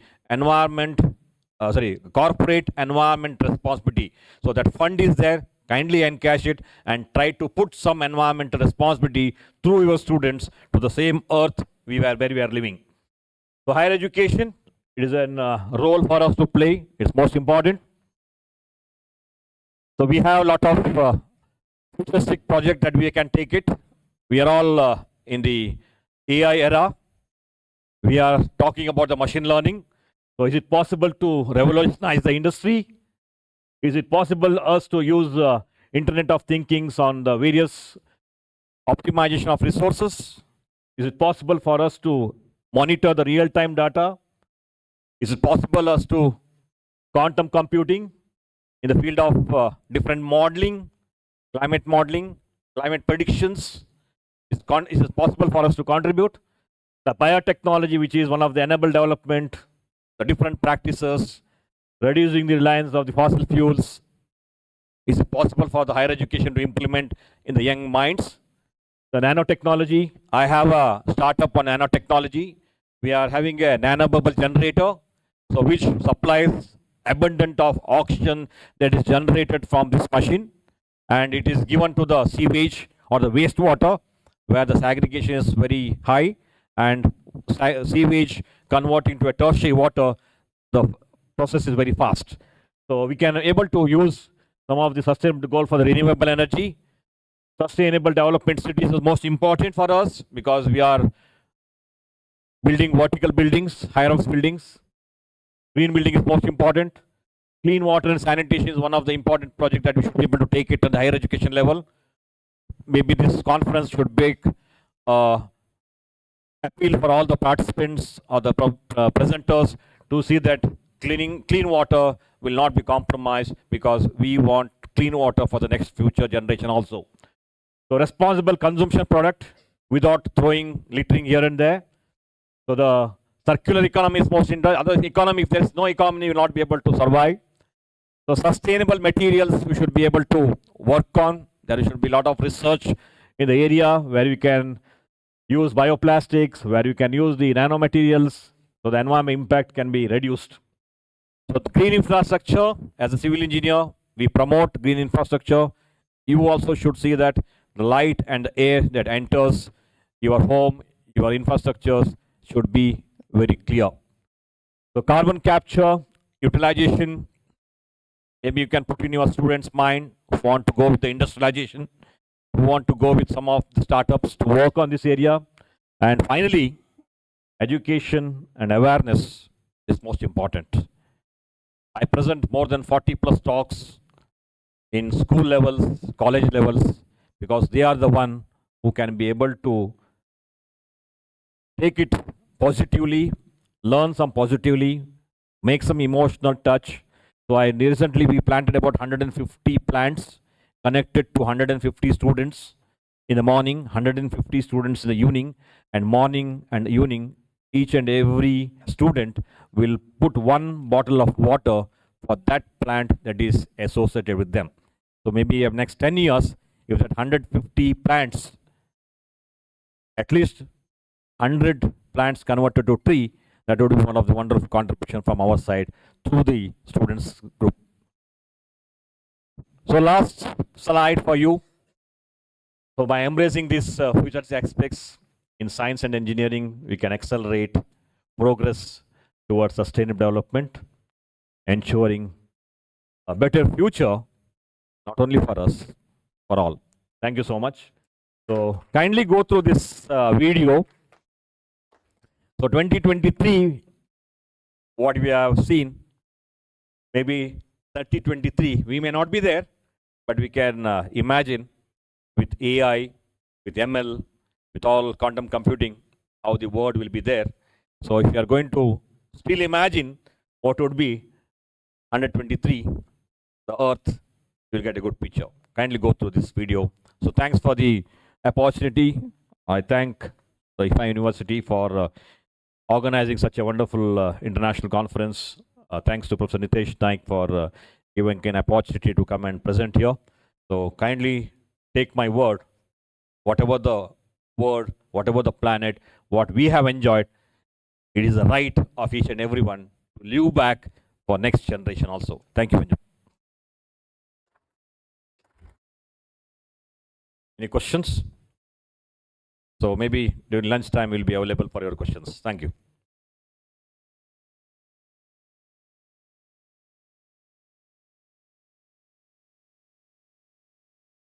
Thank you, sir, for leaving us thinking and realizing as to what have we already done to our planet. A lot of work needs to be done at home rather than being audacious for the Martian missions. Your speech and your thoughts were really enriching for all of us. I would like to request our session chair, Dr. Ain Alchi, if she would have any insights to share on what just sir has shared. So to go forward, if I may kindly request you to present a certificate of appreciation to our esteemed speaker as a token of gratitude.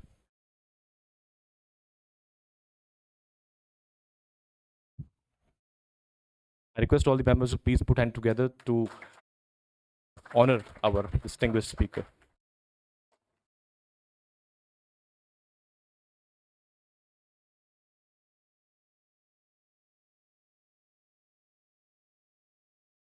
Also now, as a gesture of our deep appreciation, I now invite Dr. R.K. Chaurasia sir to kindly present a memento to Dr. Balakrishna S. Madhodi.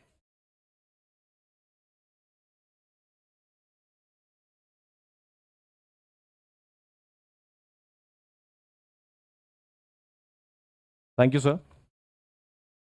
With this, we conclude this insightful session. A heartfelt thank to our honorable speaker, session chair, our faculty coordinator, and our wonderful audience for making this event a success. We hope to continue these thought-provoking discussions and foster a community of learning and innovation. Thank you all. Have a great day ahead.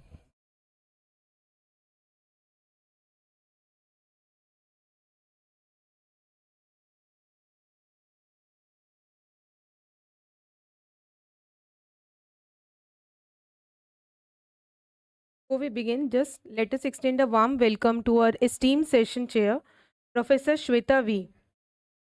Allow me to introduce our session chair, Professor Shweta V. She is a renowned academician and a distinguished researcher in her field.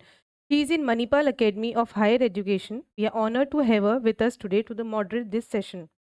With a round of applause, please join in welcoming me, our invited speaker, Dr. Abhishek Sharma, Session Chair, Professor Shweta V, and our Faculty Coordinator, Dr. Rana Mukherjee.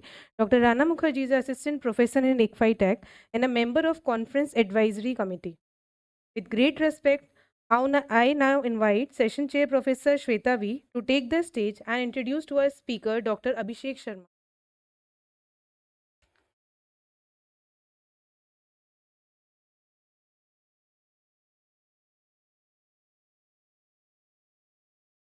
Good afternoon all. Thank you for the introduction. Now I would like to introduce Dr. Abhishek Sharma, who is our next speaker. Dr. Abhishek Sharma received his BE in Electronics Engineering in Jivaji University, Gwalior, India, and PhD in Engineering from the University of Genoa, Italy. He is presently working as an associate professor in the Department of Electronics and Communication Engineering at the LNM Institute of Information Technology, Jaipur, RJ, India. He is also a member of IEEE Computer Science and Consumer Electronics Society, a lifetime member of Indian Society of Technical Education, a lifetime member of Advanced Computing Society, India, and a lifetime member of Computer Society of India. He is also a coordinator of ARM University Partner Program and Texas Instruments Lab and Intel Intelligent Lab in the present institute. He is also a center lead of LNMIT, a center of smart technology. His research interests are real-time system and embedded system. Over to you, sir.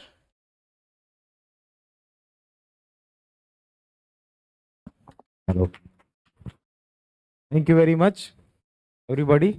As introduced by Madam, I'm Abhishek Sharma, and what I am going to talk today is about IoT, Internet of Things. Okay. How many of you are from engineering backgrounds? Raise your hand.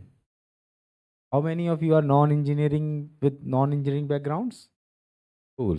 Now I understand my audience very well. Thank you very much for the response. Okay, so the PPT is going to start now. So PPT आती रहेगी. Let me tell you a story. The story of 3 college students from a university called CMU, Carnegie Mellon University. So you're comfortable with Hindi and English combination, is it okay? तो 3 बच्चे थे, वो professor की class लेने जाते थे, है ना? तो आते कहाँ से थे? वो कोई हॉस्टल से आ रहा है, कोई अपने घर से आ रहा है. तो ये जो स्टूडेंट्स थे, और सब मास्टर्स के स्टूडेंट्स थे, कंप्यूटर साइंस की क्लास लेनी थी. तो कंप्यूटर साइंस की जब वो क्लास लेते थे, तो उस समय क्या होता था कि उनमें से एक बच्चे को कोका कोला पी के ही क्लास लेने मज़ा आता था. वो क्या करता था, वो क्या बोलते हो, there is something called yeah, no problem. So there's a vending machine. He put the coin, then he took the coke, and then he go to the lecture to attend the lecture. So he has a just to be comfortable. तो हुआ क्या कि जब वो पढ़ रहे थे, तो at that time they say that everyone has to make a project. Everyone has to make a project. So उसने सोचा कि क्यों ना मैं ऐसी पे ही प्रोजेक्ट बना लूँ, क्योंकि मैं हर बार जाता हूँ कोक लेने जाता हूँ, कभी कोक मेरे को ठंडी मिलती है, कभी वो मेरे को गर्म मिलती है, कभी उसमें कोक होती ही नहीं है. तो उसने सोचा कि मैं इसी पे ही प्रोजेक्ट बनाता हूँ. तो he started working on the same thing. Next, can you scroll down? Okay, I can scroll it from here. Not working man. Oh, okay. Two times, huh?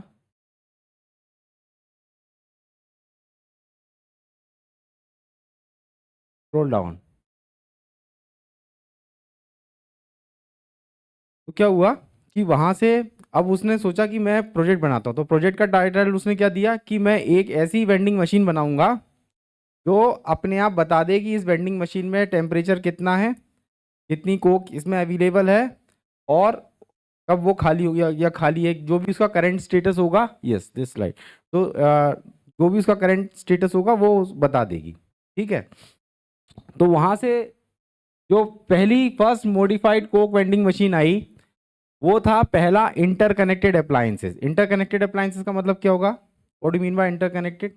Interconnected का मतलब क्या है? इसमें टेक्नोलॉजी तो है ही नहीं, नॉर्मल सा शब्द है. What do mean by interconnected? हाँ, एक दूसरे से कनेक्टेड. तो एक वेंडिंग मशीन पे उसने काम किया, सारी कोक क्या है, उसमें क्या क्या कंटेंट है वेंडिंग मशीन में, सब कुछ दिख रहा है. तो what he does is that he connected to all the vending machines entire campus. So in that way, the term called interconnected appliances came into the picture. Apart from that, what happened? There was a computer scientist called Mark Weiser in 1988. He wrote a paper and used a terminology, a keyword, ubiquitous computing. Ubiquitous means what? Anyone can access computer from anywhere. Okay, so कि आप ज़रूरी नहीं है कि आप है ना, मतलब पीसी के सामने बैठो तभी आप कंप्यूटर को यूज़ कर पाओगे. आप अपने घर में बैठे हो लेकिन आप इंटरनेट से कनेक्टेड हो, then also you can use a computer. तो क्या हुआ फिर ये टर्मिनोलॉजी यूज़ होने लग गई. इस तरह से डिवाइसेस बनने लग गए. उसके बाद क्या हुआ कि एक और साइंटिस्ट था, उसका नाम था बिली जॉय, तो उसने एक टर्म कॉइन करी, क्या? Device to device communication. Device to device communication का मतलब क्या होगा? Anybody? Device to device communication, what do you mean by device to device communication? Like if I am communicating, I am interacting with my mobile. Is it a device to device communication? It's a device to human communication. So device to device means what? When my device is transferring data to your device. Okay. So in that way, it is going to be independent from human interaction. So in that way, it is going to be a device to device communication. अभी तक सब सही चल रहा था, अब device आपस में बात करने लग गए, मशीन टू मशीन कम्युनिकेशन हो गया, मशीन टू ह्यूमन कम्युनिकेशन होने लग गया, इस तरह से चीज़ें बढ़ने लगी। ठीक है, उसके बाद क्या हुआ, एक मैनेजमेंट का बंदा था जिसका नाम था केविन एस्टन। कौन सी कंपनी के? Procter and Gamble. उनने बोला अपनी एक मैनेजमेंट मीटिंग में कि हम क्यों ना हम ऐसा डिवाइस बनाएं जो इंटरनेट से हो, जिसपे और सारे डिवाइस इंटरनेट पे हो जाए, इंटरनेट का इतना बड़ा जाल बन जाए कि वो सारी थिंग्स इंटरनेट से कनेक्ट हो जाए। तो ये IoT करके जो शब्द आया, ये शब्द कहाँ से आया? That word came from that particular person. Okay, next slide. Can you want to करो क्या? ठीक है, अब क्या हुआ कि इंफॉर्मेशन प्रोसेस होती कैसे है? इंफॉर्मेशन प्रोसेस करने के लिए एक सिंपल सी मैकेनिज्म होती है, सिंपल सा प्रिंसिपल होता है जिसको बोलते हैं विजडम हायरार्की। विजडम हायरार्की का मतलब क्या होता है कि हमारे पास कहीं से कुछ source of information, source of data आता है, वो एक रॉ फॉर्म में होता है। हम उस रॉ इंफॉर्मेशन को क्या करते हैं? What we do, we clean that particular raw information, raw data, and we make it a information. Information का मतलब क्या होगा? How data and information are different. Yes. Okay. When the data is being processed, it becomes information. Why we need information? I already have enough data. Why do you think I need information? To have information क्या देगी? Knowledge क्यों जरूरी है? Why we need knowledge? To make our decision. So you can understand this particular pyramid to that particular pyramid where there's a red light signal, the raw data, there is a red, green, in a traffic light, there are different kind of lights. Okay, red है, green है and yellow है. तो raw data क्या बोल रहा है? You can see raw data, some IP number and some RGB numbers. तो RGB number से क्या हुआ? वो एक data है. It doesn't have any interpretation at the moment. So what we did, we convert that numerical thing into an information which has a meaning. What meaning says is south facing traffic light on, so streets has turned red. So all those streets have turned red. So if this information, what we are going to do with that information? We are going to convert that into a knowledge. What is going to be the knowledge? कि जिस direction में मैं जा रहा हूं उसके वहां पे रेड लाइट है। अब रेड लाइट है, ये तो क्या हो गई? नॉलेज हो गई। Now based on that knowledge I need to be wise enough to make a decision. What should I decide? To go forward और टू स्टॉप? रुक जाओ, है ना? So this is what our wisdom hierarchy do. Next. Okay, apart from that, basically to understand, IoT and interconnected device, ubiquitous computing and all, we need to understand what basically it has. It is basically a digital fabric. Nowadays, what we are talking about is DeepSeek. Okay, we are talking about ChatGPT. We are talking about LLMs. What is the full form of LLM? LLM का full form क्या होता है? Large language models. We are talking about automation. Automation का मतलब क्या होगा? कि मेरे को जो काम 10 लोगों से करवाता था, अब वो काम 2 लोगों से हो रहा है। बाकी सारी चीज़ें क्या हो गई? प्रोसेस इंडस्ट्रियलाइज्ड हो गई, ऑटोमेट हो गई, मतलब वो अपने आप ही हो रही हैं। बस मॉनिटरिंग और सुपरविजन की ज़रूरत है, चीज़ें अपने आप होने लग जाएंगी। ठीक है, इसका मतलब क्या हुआ कि things share things. Okay, what happen is things share things. Things share things का मतलब क्या? थिंग्स का मतलब क्या होगा? इधर थिंग्स का मतलब क्या होगा? And Yeah, and device, machine, and things shared what? The device और machine रहेगा तो obviously कहीं तो data तो आएगा ही. And do you think human is involved? Yes. Things mean everything who can contribute, who has to contribute, who would like to involve. Those are basically component of things. So it is machine to human, machine to machine. All those kind of communication is basically involved. Okay. इसके बहुत सारे components होते हैं, है ना? जैसे कि device connection के लिए क्या use करेंगे बताओ? How should I connect my phone to your phone is it possible? Yes or no? कैसे करेंगे? ठीक है ना? So you can use wireless communication, you can use wired communication, both kind of communication you can use. Apart from that, what do you need? Data sensing. Data sensing कैसे करेंगे? यदि मुझे पता लगाना है कि यहाँ टेम्परेचर कितना है तो मेरे को क्या यूज करना पड़ेगा? सेंसर्स यूज करना पड़ेगा, है ना? So for sensor there are different kind of sensors. For ambient what do I need? Temperature, humidity, moisture और क्या चाहिए रहेगा? यदि मतलब एयर ppm देखना है, पार्टिकल्स, है ना, वो सब चेक करने, then also I have to use sensor. So there are two different things. One is called sensor, another one is called actuator. Anybody knows the difference between sensor and actuator? Yes students, from students. हाँ, let them try. नहीं मालूम? आप बताइए sir.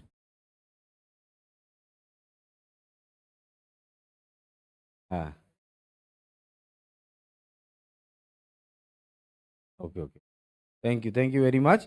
So there are sensors and actuators, all these kind of component. जब मेरे को sensor से data मिलेगा, आप DYQ पे आ जाओ. अब वो विजडम हायरार्की पे आ गए कि मैंने डिवाइस कनेक्ट किया, सेंसर्स लगाए. अब सेंसर्स मेरे को क्या देंगे? इंफॉर्मेशन देंगे, नॉलेज देंगे, क्या या डेटा देंगे? क्या देंगे? डेटा देंगे. जैसे ही वो डेटा मेरे पास आएगा, वो डेटा बहुत ज़्यादा है, मतलब small data, it's a small data. Temperature sensor का डेटा लगातार आ रहा है, कैमरा का डेटा लगातार, बहुत सारा स्मॉल डेटा मिलके क्या बन गया? बिग डेटा बन गया, है ना? तो अब मेरे को उसको समझना है. इंटरप्रिटेशन करने के लिए क्या करना पड़ेगा मेरे को? जब डेटा होगा तो डेटा को कैसे क्या करेंगे? डेटा एनालिसिस करेंगे. डेटा एनालिसिस करके मेरे को क्या मिलेगी? इंफॉर्मेशन, नॉलेज, और उसके बाद मैं क्या कर सकता हूँ? डिसीजन ले. Next slide. Okay, this is how I see or people see IoT. Okay, जब IoT चालू हुआ था, जैसे ये IoT एक शब्द आया, IoT एक टेक्नोलॉजी आई, है ना? तो इसमें अब जैसे आजकल सारी कंपनी क्या किस में पैसा लगा रही हैं? किसमें पैसा लगा रही हैं? AI, ML, है ना, LLMs, इनमें इन्वेस्ट कर रही हैं. इंजीनियर कैसे चाहिए? जिनका डेटा स्ट्रक्चर अच्छा हो, जिनका डेटा एनालिसिस अच्छा हो. If you are going to work on a software side, in that case, है ना, मतलब विजन, किसी भी तरह का डेटा दो, आप प्रोसेस कर सकते हो, आप एनालाइज कर सकते हो. इस तरह का डेटा आपके पास, इस तरह की स्किल सेट होना चाहिए. जब ये IoT जब पिक्चर में आया था तो उस समय कौन सी कंपनी है जो, मतलब कंपनी ऐसे इन्वेस्ट नहीं करती. कंपनी क्या करती है? वो देखती हैं कि मार्केट कैसा है. How company do analysis? Company कैसे एनालिसिस करेगी? यदि कंपनी को लग रहा है कि इस टेक्नोलॉजी में तो पोटेंशियल है, how do they engage people? How do they invest? How do they build technology? How? Can you name two companies which are associated with AI ML? Two companies. कोई भी दो कंपनी नाम बता दो. Nvidia, Google, yes, Google and Microsoft. तुम ऐसी कोई company नाम ले ही नहीं सकते जो AI ML पर नहीं है. I challenge you. You know, if you are software engineer, mostly those companies are associated with that particular domain only. So Nvidia कैसे इन्वॉल्व है? AMD Ryzen चिप्स आती हैं. Google कैसे इन्वॉल्व है? Google सीधे अपना जुपिटर नोटबुक देता है, अपने TPU देता है, लो तुमको जितने भी कोड रन करने करो, फ्री ऑफ कॉस्ट करो and all. Same is true with the Microsoft and all. So how they realize, so how company are realizing that it's a need of time, because they know that there are people who have now they have certain level of skill set, certain level of requirement. Now requirement is basically dependent on the technology component which has been evolving at the moment. तो जब ये IoT picture में आ रहा था तब IoT करके कुछ होता नहीं था. तो सबसे पहले क्या आया था? एक ATM मशीन आई थी. ATM मशीन का काम क्या होता है? ऑस्ट्रेलिया में लगी थी. ये ऑस्ट्रेलिया के एक टेलीकॉम इंजीनियर ने पहली ATM मशीन लगाई थी, है ना. तो उसमें क्या होता है, एटीएम मशीन में क्या होता है कि वो आप पैसे निकालती हो, बता देती है कि देखो मैं यहाँ पे पैसे नहीं है, you need to feed more money then only somebody can take out the money. तो वो एटीएम से क्या हुआ, अगेन फिर क्या, इंटरकनेक्टेड अप्लायंसेस बनना चालू है। इंटरकनेक्टेड अप्लायंसेस के बाद किसका मार्केट आया, किसका मार्केट आया है? तो you can see there are music, है ना, पीपल। सो क्या हुआ कि कंपनीज ने इस तरह की रिसर्च करना चालू करी कि पहले ये देखो कि हमें आईओटी के मार्केट में उतरना है तो हमको ये देखना पड़ेगा कि हर बंदे के पास एक डिवाइस होना चाहिए। यदि किसी के पास ऐसा डिवाइस होगा जिससे वो कम्युनिकेट कर सके या ट्रांजैक्शन कर सके तो बात बनेगी। तो सिस्को करके एक कंपनी है, उसने क्या किया, मार्केट में सर्वे करवाया। तो सब नेक्स्ट स्लाइड। ओके, तो उसने सर्वे करवाया। उसने क्या सर्वे करवाया कि आप ये पता करके बताइए कि हर व्यक्ति पे कितने डिवाइस है, पीपल टू डिवाइस रेशियो क्या है। पीपल टू डिवाइस रेशियो का मतलब क्या होगा, पीपल टू डिवाइस रेशियो का मतलब क्या होगा, है ना। तो अभी हम देखेंगे, यदि मैं ये एवरेज निकालना चाहूं कि इस रूम का people to device ratio minimum 1 है, ऐसा कोई है जिसके पास मोबाइल फोन नहीं है? Raise your hand. और मैं ऐसे भी होंगे जिन दो पीपल टू डिवाइस का रेशियो कितना निकल जाएगा, 2 निकल जाएगा। मोबाइल फोन, स्मार्ट वॉच किस किस के पास है? Raise your hand. Smart watch 1 2 3 4। See this how company try to find out the potential. This is the right time to get involved, this is the right time to invest, this is the right time to play with the technology and all. They do R&D, but they never launch a product until unless there is a potential in the market. Okay, simple as that. So जब इनने शुरुआत करी थी तो 2003 में people is to device का ratio कितना था? 0.08, which means what? Less than 1. So there are very less people having some, even not a smartphone, just like Nokia 1100 kind of phone. Okay, now slowly technology got evolved, and in somewhere around 2009 2010 it goes till 1.x. Okay, 1.x means it is now there's a possibility that you can find 1 mobile phone at per person on average. Okay, अभी भी ऐसे लोग हैं जो mobile use नहीं करते, but उस समय तो डिवाइस का मतलब ही मोबाइल था, है ना। Now what is the situation today? बिजली का बिल, जाते हो लाइन में लगते हो, है? ट्रेन का टिकट लाइन में लग के लेते हो, रिजर्वेशन करवाना है, रिफंड आना है, ट्रांजेक्शन होने हैं, nothing. In fact we are in a situation, we have something called IT act. You know what is IT act? Information technology एक कानून बन के आ गया। ये स्टेट, हम इस स्टेज पे हैं। So we are doing more transaction, we are more technology dependent. Next slide. So now if I have to define what is IoT, IoT has 3 major component. IoT में 3 शब्द है, क्या क्या? इंटरनेट, ऑफ को छोड़ दो, और दूसरा थिंग्स। तो इंटरनेट की बेसिक डेफिनेशन क्या होगी? अच्छा, तुम लोग बोर होने लग जाओ तो मुझे बता देना, ठीक है। तो what is going to be the basic definition of internet? कुछ भी बना दो, अपने मन की बना के बताओ। हाँ, तो इंटरनेट ऑफ थिंग्स में इंटरनेट में सबसे बड़ा कंपोनेंट क्या होता है? अभी तुमने बोला था network.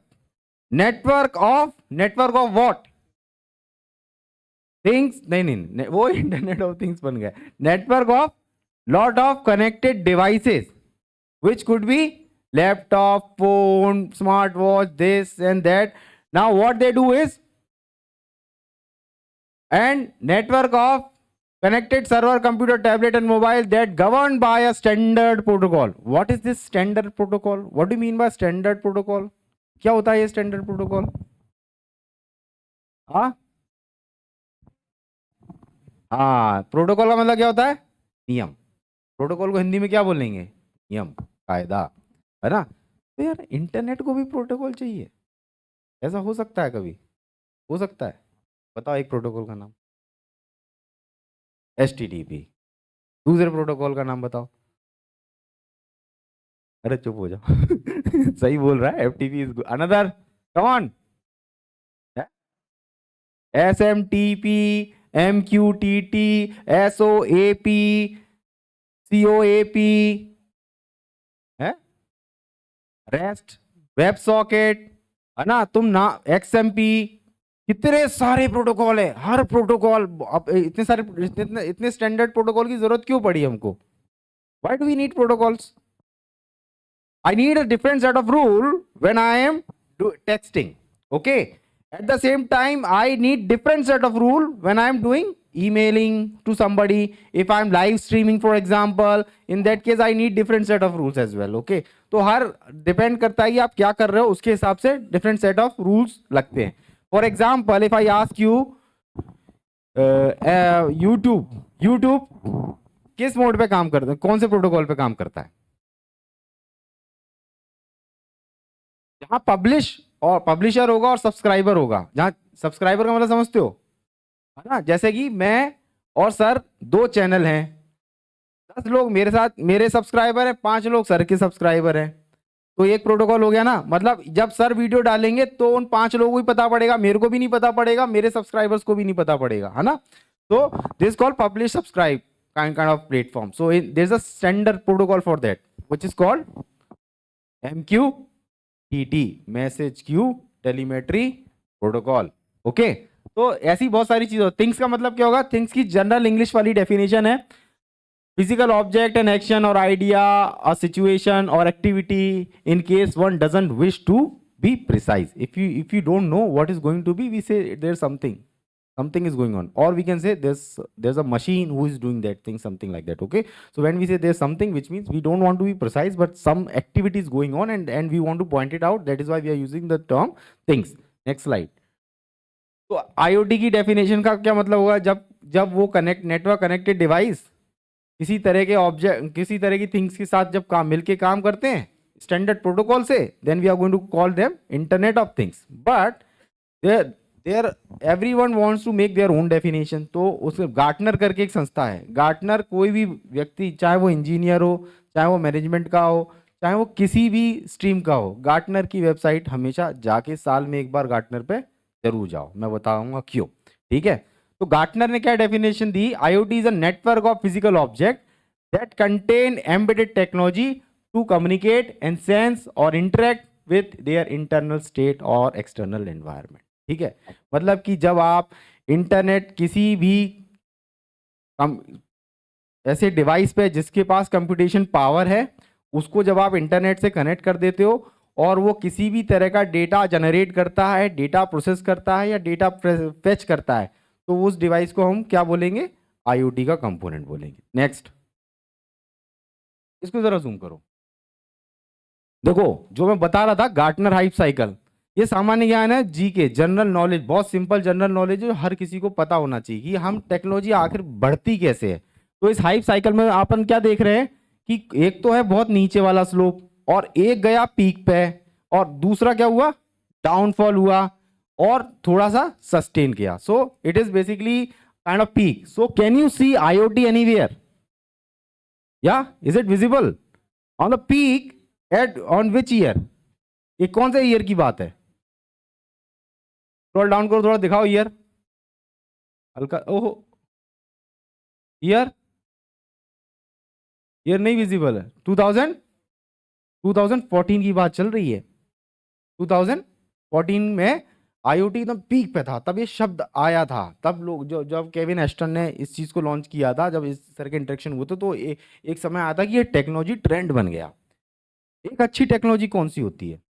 Which technology could be a best technology? Anyone? एक फिलोसॉफिकल क्वेश्चन है. Which technology is going to be the most important, most utilize technology? हाँ बताओ, बोल दो. हाँ तुम सही कह रहे हो. अब इसको और अच्छे शब्दों में बोलता. हाँ, जो सस्टेन करे. कुछ चीज मजबूरी में भी सस्टेन करती है, करना पड़ता है. हमको जरूरत नहीं है, लेकिन हमको मेन फ्रेम सर्वर यूज करना, ATM का पासवर्ड डालना है तो ना, तो दैट इज ओके. तो और कोई डेफिनेशन देगा? Anybody else would like to contribute? No, I am not giving a talk, I just want to discuss. It's much better in that way. तो एनीबॉडी? हार्मफुल हो कम है. देखो, हार्मफुल हो कम, तो क्या ऐसी कौन सी टेक्नोलॉजी जो हार्मफुल है? You are civilian, you don't need to worry about anything. If you know how to drive, use the technology, drive the car. Who is stopping you? Nobody. सस्ता, सुंदर और ये है दुनिया का प्रिंसिपल। क्या? सस्ता। एक इंजीनियर जब भी आप प्रोडक्ट मार्केट में लेके आओगे, आप किसी भी फील्ड से हो, इट डजंट मैटर, आपका प्रोडक्ट क्या होना चाहिए? सस्ता होना चाहिए, सुंदर होना चाहिए और टिकाऊ होना चाहिए। अनअफोर्डेबल होगा तो नहीं ले सकते, है ना? So it should be reached to general public. A technology should be reached to general public. Anybody who is rich, poor, whatsoever can utilize that particular technology, and that technology should be part of your life. That is going to be a good technology. है ना? कितनी सारी technology है जो हम नहीं जानते, लेकिन क्या हम सेल्यूलर कम्युनिकेशन यूज करते हैं? 2G 3G 4G यूज करते हैं? करते हैं? पता भी पड़ता है कैसे काम करता है, इसके पीछे का विज्ञान क्या है, किसी को मतलब है ना? लेकिन वो हम लोग उसके वो इतना इजी है, इतना यूजर फ्रेंडली है, वो इतनी सस्ती, सुंदर और टिकाऊ है कि हम उसके साथ एंगेज इतनी ज्यादा हो गए कि हम उसके बिना there is no way, if you can understand now there is a voice and data, everything is there. So there is a one example of a cellular technology. और भी इस तरह की टेक्नोलॉजीज हैं जो हम यूज करते हैं लेकिन हमें पता नहीं पड़ता। ठीक है, तो अभी हमने क्या देखा? गार्टनर चार्ट देखा। गार्टनर चार्ट में 2014 का देखा ग्राफ, किसका है? आईओटी का। नेक्स्ट, अब देखो कहीं दिख रहा है आईओटी लिखा हुआ?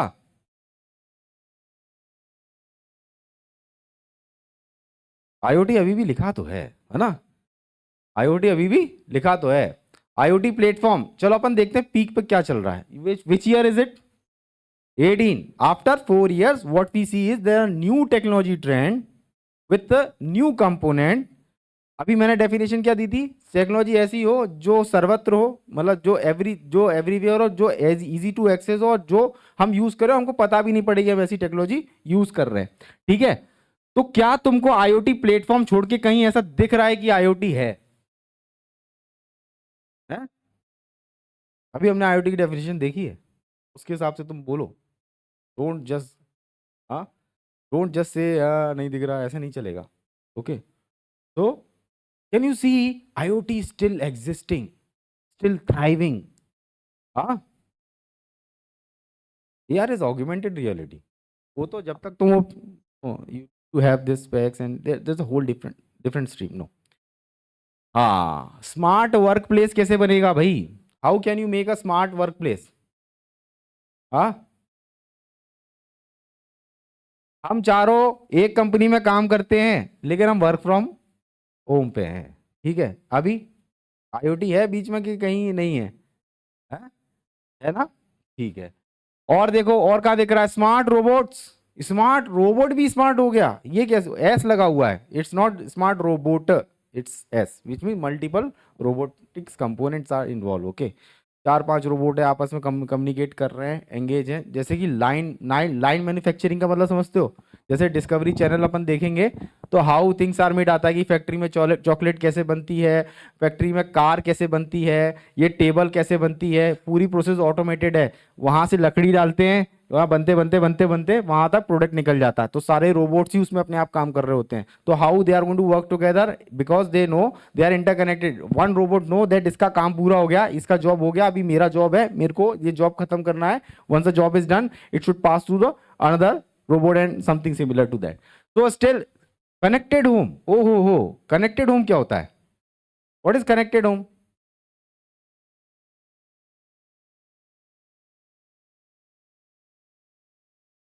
तो इसलिए हो गया स्मार्ट होम का कॉन्सेप्ट, है ना? स्मार्ट होम ऑटोमेशन और स्मार्ट होम में फर्क है।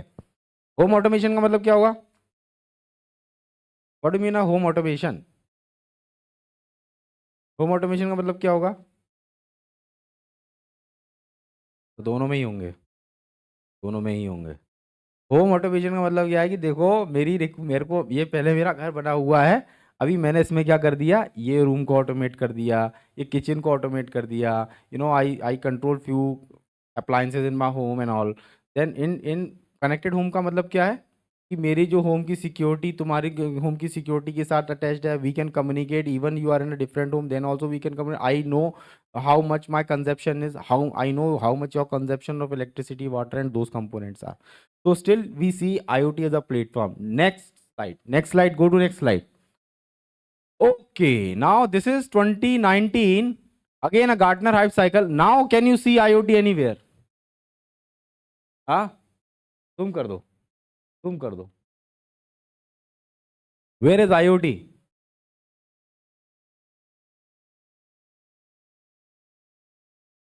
IoT business solution, IoT services, still working, still thriving. Apart from that, wherever you see service as a software as a solution, delivery, AIM, ERP, third party support, cloud data backups, all the citizen. हाँ, इसमें आया citizen data science. What is citizen data science? What do you mean by that?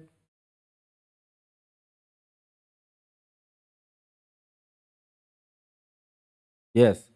Analysis करना कि diabetic कितने हैं, heart patients कितने हैं, और पर्सन सेंट्रिक केयर देना. Those kind of components come into that particular thing.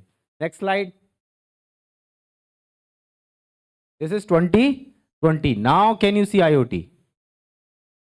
Now can you see IoT? 2020. Can you see IoT anywhere?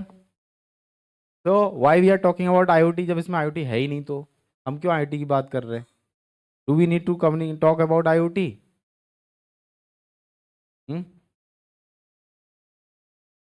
No. Yes. Why?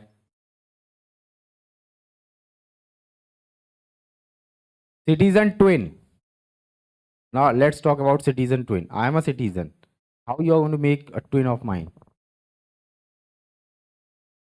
कैसे बनेगा citizen twin? Why do you need a citizen twin? What's the need of twin? You know, have you heard about term called digital twin? Digital twin है इसमें, है ना? नहीं, पीछे निकल गया होगा शायद. Digital twin है. Digital twin means what do you mean by digital twin? Digital twin का मतलब है कि मैं एक पर्सन हूँ और मेरा ही एक ट्विन, मतलब इलेक्ट्रॉनिक फॉर्म बना दिया. क्यों बनाया? किसके लिए बनाएंगे? Digital twin is again a very very important technology. Lot of good companies are working in digital twin. Why you need to have a twin of mine? क्या होता है कि कुछ कॉम्प्लिकेटेड सर्जरीज होती हैं, ठीक है, जो डायरेक्ट मेरे पे करेंगे तो there is a level of criticality is very high. You can't, nobody, doctor don't even want to perform all those kind of operations directly on a person. So what they do, they will try to simulate the whole thing into a software which replicate my physical behavior, my physical body, and then they will try and do it there, and once they find the right path, then they will do it on the person as well. Okay, so this is it can be done on another, not only a person, but for example there is a turbine.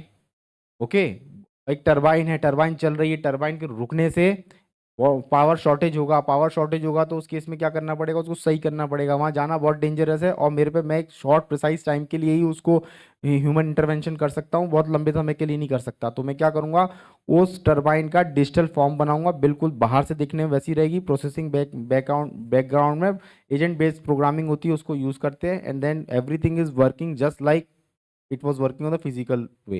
So I'll do my operation on that particular thing, and then I'll make sure that this is the method which is tested on the digital twin. Now it can be performed on the person as well. Okay, something like that can be done. Okay, now small data. What is small data?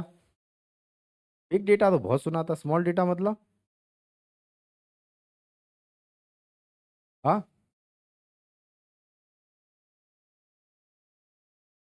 5 minute. So again, there small data is something like when you collect lot of data and you'll get a big data, no problem. Next slide. Can you go to next slide? मत जाओ next slide पे, वो image पे जाओ. No, not here, not here.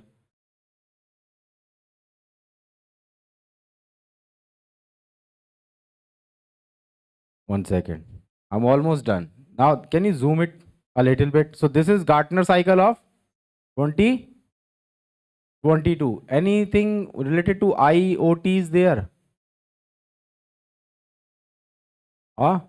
Labor market intelligence, fast coaching, mentoring applications 2. Then what do we have is hyper automation in HR 3. Digital enabled DEI 4.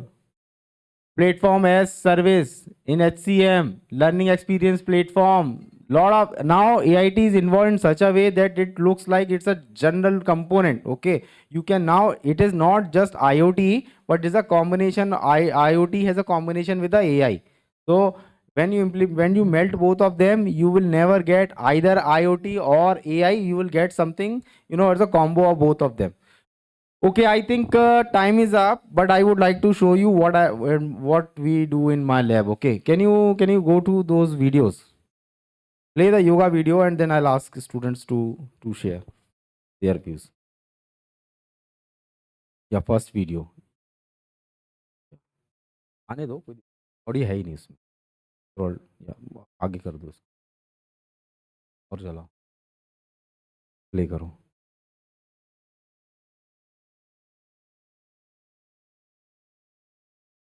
So can somebody tell me what is happening here? What is happening here? Yoga तो हो रहा है, लेकिन और क्या हो रहा है? हाँ? So you can do the yoga, and what is happening on the background? Pose recognition is happening. Okay. So you can do the postures, and what if there is a certain issue with the posture?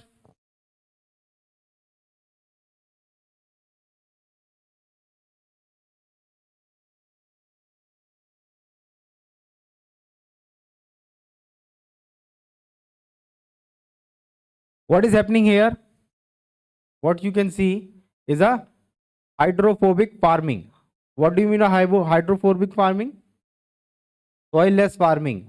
So when you do soilless farming, what you need to control? Ambient environment. Water, see, you need to continue flow the water, then there should be a specific level of moisture, humidity and all other component. It should be automatically controlled. So this is one thing. Apart from that, what do I have is something very important.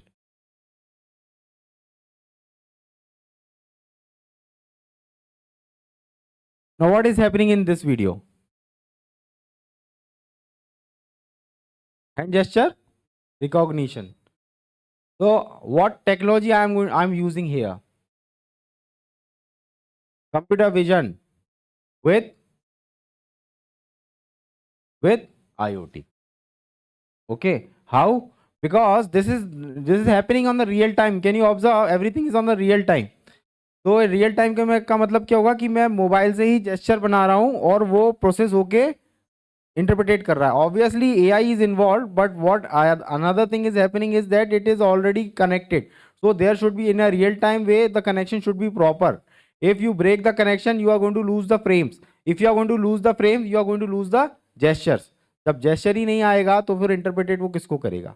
Okay, something like that is another very important component. Apart from that, अब इसको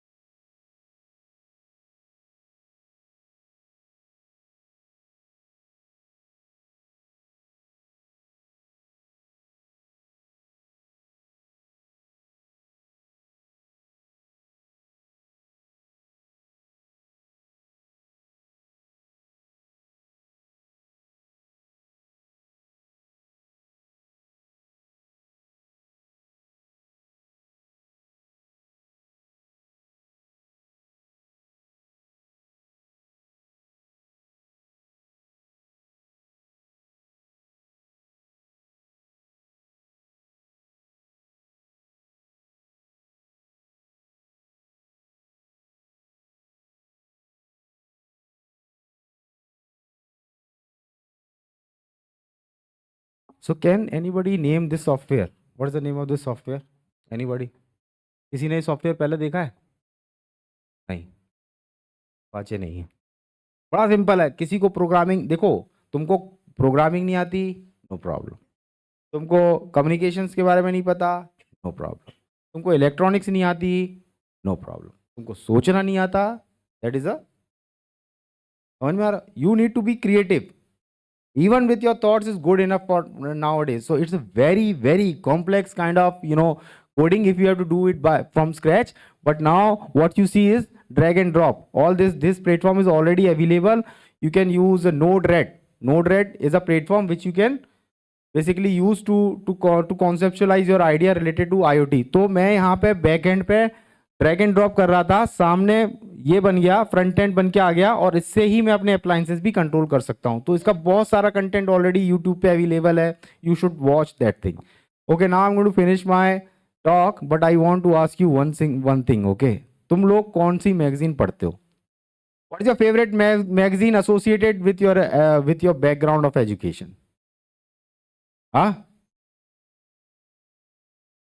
कौन सी?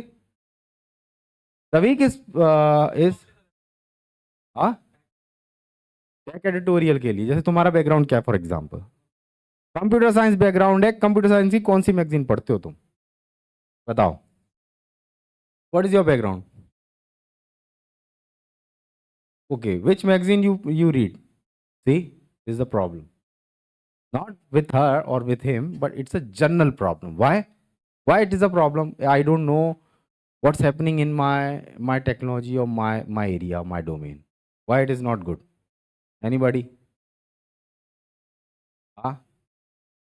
Why? So you must read once in a week content associated with your background. This is very, very important because there are a lot of changes are happening. For physiotherapy, I don't know a lot, but for computer science and for electronics, I know everyone must read Linux format magazine. Okay, UK based magazine है. सबको जब भी time मिले पुराना issue उठाओ, नया issue देखो, कुछ ना कुछ कंटेंट ढूंढते रहो. और there is another magazine which is called Circuit Cellar. Circuit Seller is another good magazine. If you are an enthusiast of embedded system or IoT or something similar, you can also always go for that. Okay, everybody is invited to visit me in my institute as well. Whenever you are free, either you are faculty or you are student, you are most welcome to LNMIT. Whenever you have free time, please try to contact to me. Special thanks to Dr. Rana for inviting me and to giving me this opportunity. That finally I have the platform to interact with you. Thank you very much. Have a nice day. Thank you.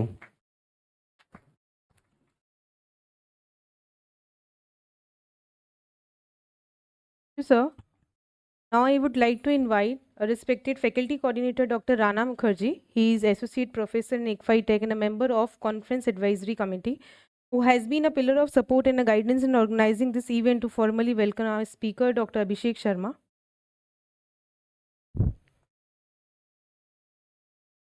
With the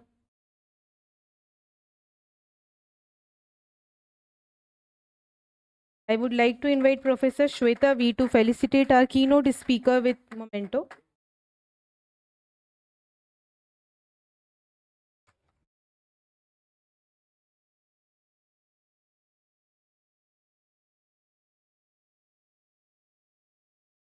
Thank you, sir, for making this more interesting with your story and approachable one.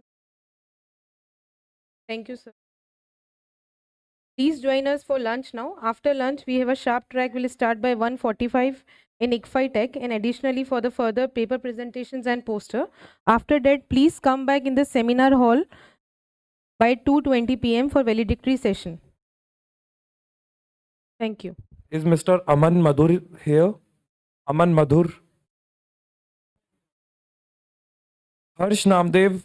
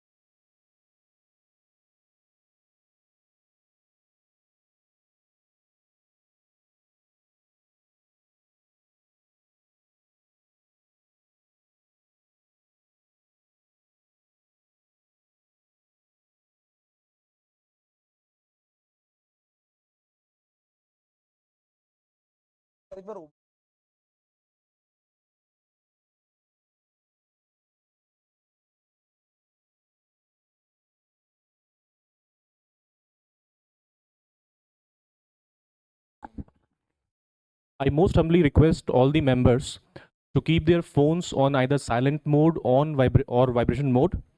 Also, I would request not to make any movement during the session. Thank you.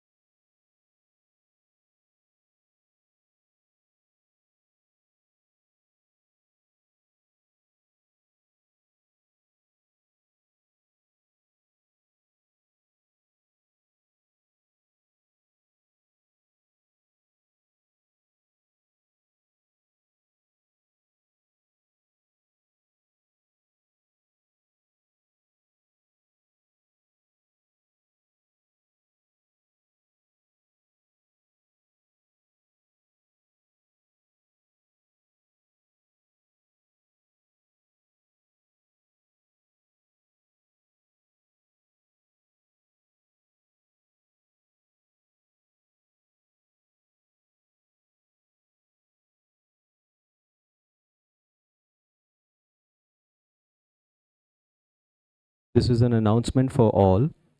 Kindly refrain from using your mobile phones while the talk is in session. We will be beginning the keynote session shortly.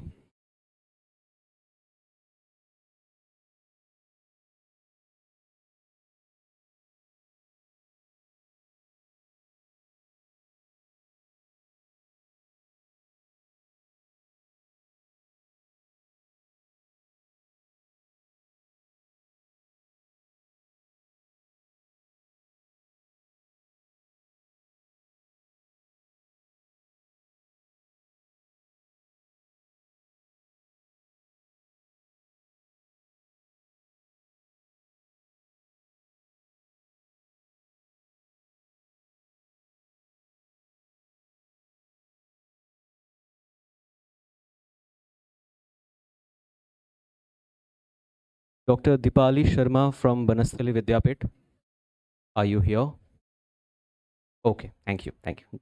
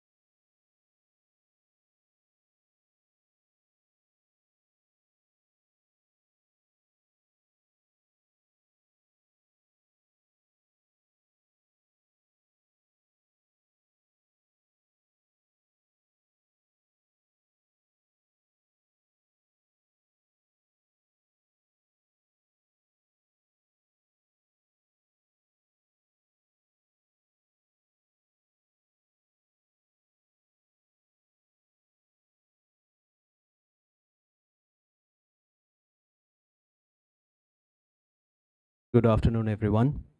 It is my pleasure to extend a heartfelt welcome to you all to the keynote session of Professor Dr. Sandeep Sancheti.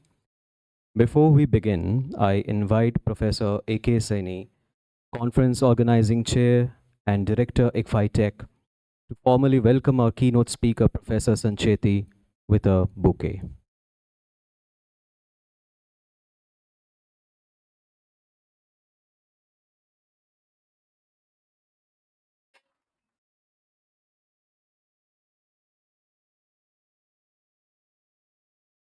Thank you, sir.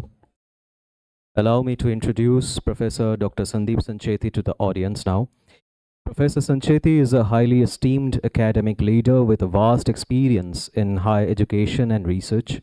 He currently serves as the Vice President of Research Relations and Academic Advisory at Elsevier, India.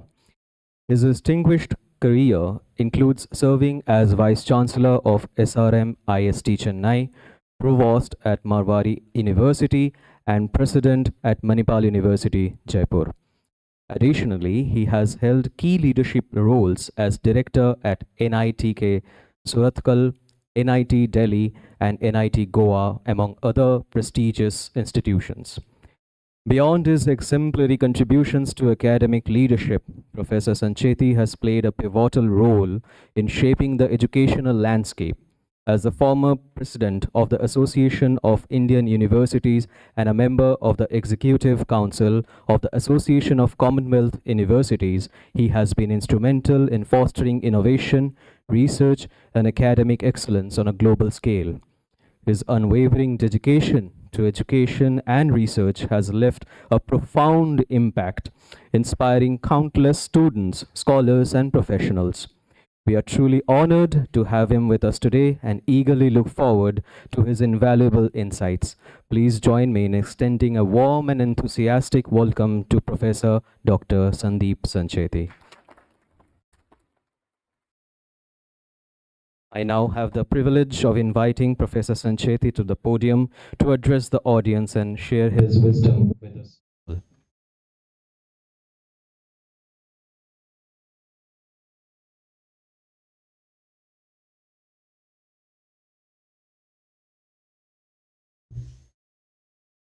Very good afternoon to everyone.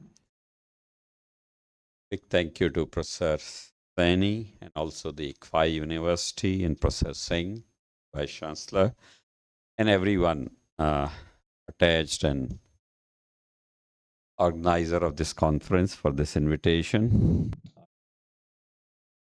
With you yesterday in the morning, but due to some other overlapping commitments, it wasn't possible.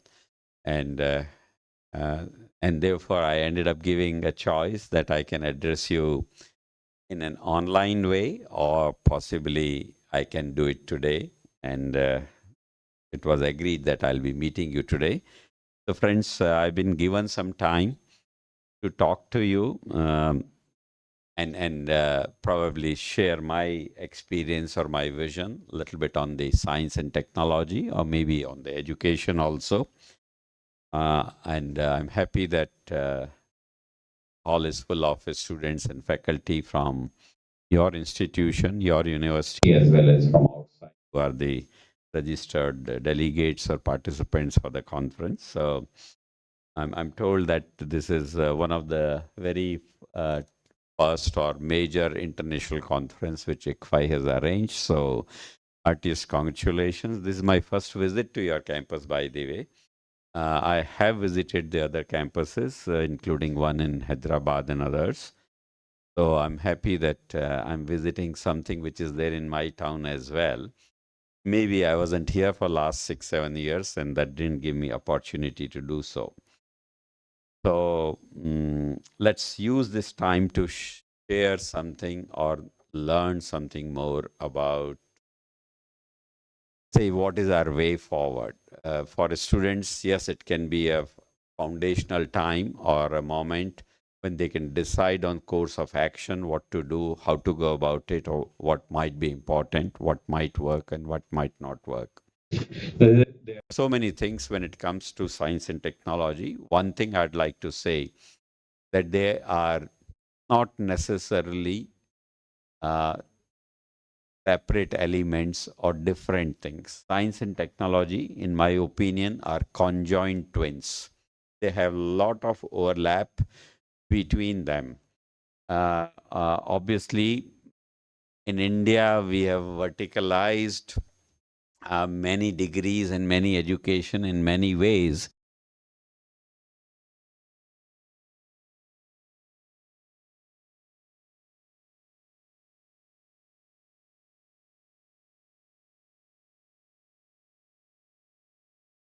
Big principles have come from people, from the technology, and one helps each other is the kind of philosophy, you can say. And therefore, don't see a segregation. Many times I have seen in engineering institutions the elements of what you call physics, chemistry, maths, or whatever were sidelined in form of a supplementary or add-on or supporting departments or courses or all that. I think those were wrong notions. And why I say wrong notions is, if I see most of the happening things today in the domain of growth, particularly combined together in science and technology, you'll probably see that computer is also very popularly known as computer science as a degree. We don't call it computer engineering necessarily, but many of us call it computer science and engineering, CSE. So there is a natural overlap which is there. The same thing you can possibly say for the biotech. The bio engineering is biosciences, also biotech, and there's a lot of commonality which is there in this domain also. The same thing when you go ahead, you'll probably see the materials things which are there. So materials also is a material science and materials technology or materials engineering related. In most of the top engineering institutions like let's say BHU or some IIT Kharagpur, you'll find materials department is called as a material science, but they are giving engineering degrees. There are large number of examples where you will see things overlap. In fact, all the verticals, wherever you'll see, there is an overlap between science and this. There is a strong connect between the two. Science may be more towards fundamental and engineering may be more towards the application. So that you have to keep in mind. Okay, and therefore don't distinguish and with your degree that I'm only going to be doing an engineering job or I'm only going to be doing some other job because I have a degree. Degree is just a stepping stone for all of you. Degree is just a pathway to begin with. Later you can keep changing. All right. And degree possibly will lose a little bit of importance in times to come. What you know beyond your first or second job will fetch you another job or will give you another opportunity to do well. After a certain time, no one is going to check degrees. I don't remember if anyone has checked my degree for last 30 years at all, that what did I study and where did I study and all that. Maybe some visa application or some other application you may attach your qualification is a different thing. But otherwise, the professional world has never gone into that what do I do and how much can I do.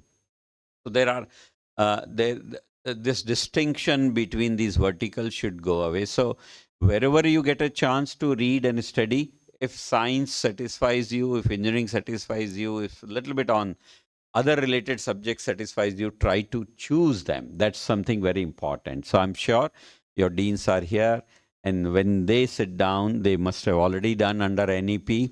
And when they sit down, they will make sure that there are enough electives available in a given framework of syllabus that you are able to choose some electives from the core specializations, some electives which may be related to engineering, and some may be even open electives. That means as an engineering student, I can even do a credit in music, let's say.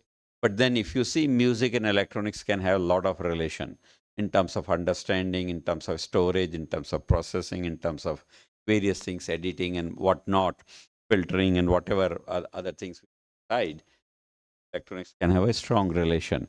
All right, so what I'm trying to say is that keep the doors for knowledge open in terms of what you want to learn and from where you want to learn. When I say from where you want to learn, while you are in ICFAI, you may learn many things. Obviously, all expertise will be here, but we are hundreds of students and all 100 minds cannot be alike. Some may think, no, I want to learn something. Then it comes to the courses like MOOCs or SWAYAM and things of that nature, open courseware. All those can be used. And those can also be credited here. So the open learning will become much better and you can make your own degrees. You can make your own courses also in certain cases. And most importantly, you can learn what you want to learn. I think that's the most important. It's something like this, that in your life, you wear the kind of clothes you want to wear in terms of color, combination, dress, this, that, you go and choose. You eat the food you want to eat. When you go to a restaurant, you decide what to eat. Kahan masala jada, kam kya, kis type ka khana, Chinese, Indian, Italian, Mongolian, whatever you want, you decide. The same case should be true for your education, that you should be able to decide. Now, one can say that I am not so knowledgeable to do what I want to do. I understand that can always happen. But then when would you learn unless you try it? To swim, you'll have to jump into the pool and then only you can swim. And I don't think so. You have never been, if you have ever been told by your parents how to make friends, who will be good friends. Probably they didn't give you the education on sense of design and clothing. You have learnt it all by yourself by doing. The same thing happens in education also, that you can learn a lot of things by doing it yourself. All right. So A beauty with science and technology related course is that they become one of the most fittest set of, you can say, what you call graduates. Can anyone tell me a reason why you think they will be the most fittest set of graduates or most competent? When I say fit means fit for job, fit for doing something which they want to do. What will be the reason? Any particular reason? Can you identify why you think science and engineering graduates or technology graduates are more competent? Any guesses? Yeah.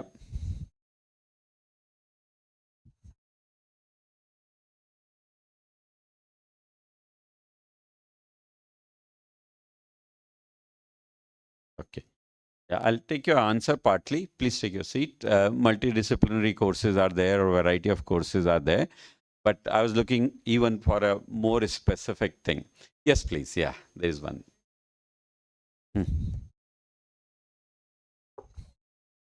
Okay.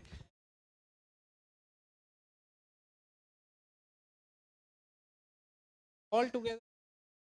Okay, fine. Yeah, take your seat. Fine. I'll again partly agree with your statement. Innovation can be in the food also.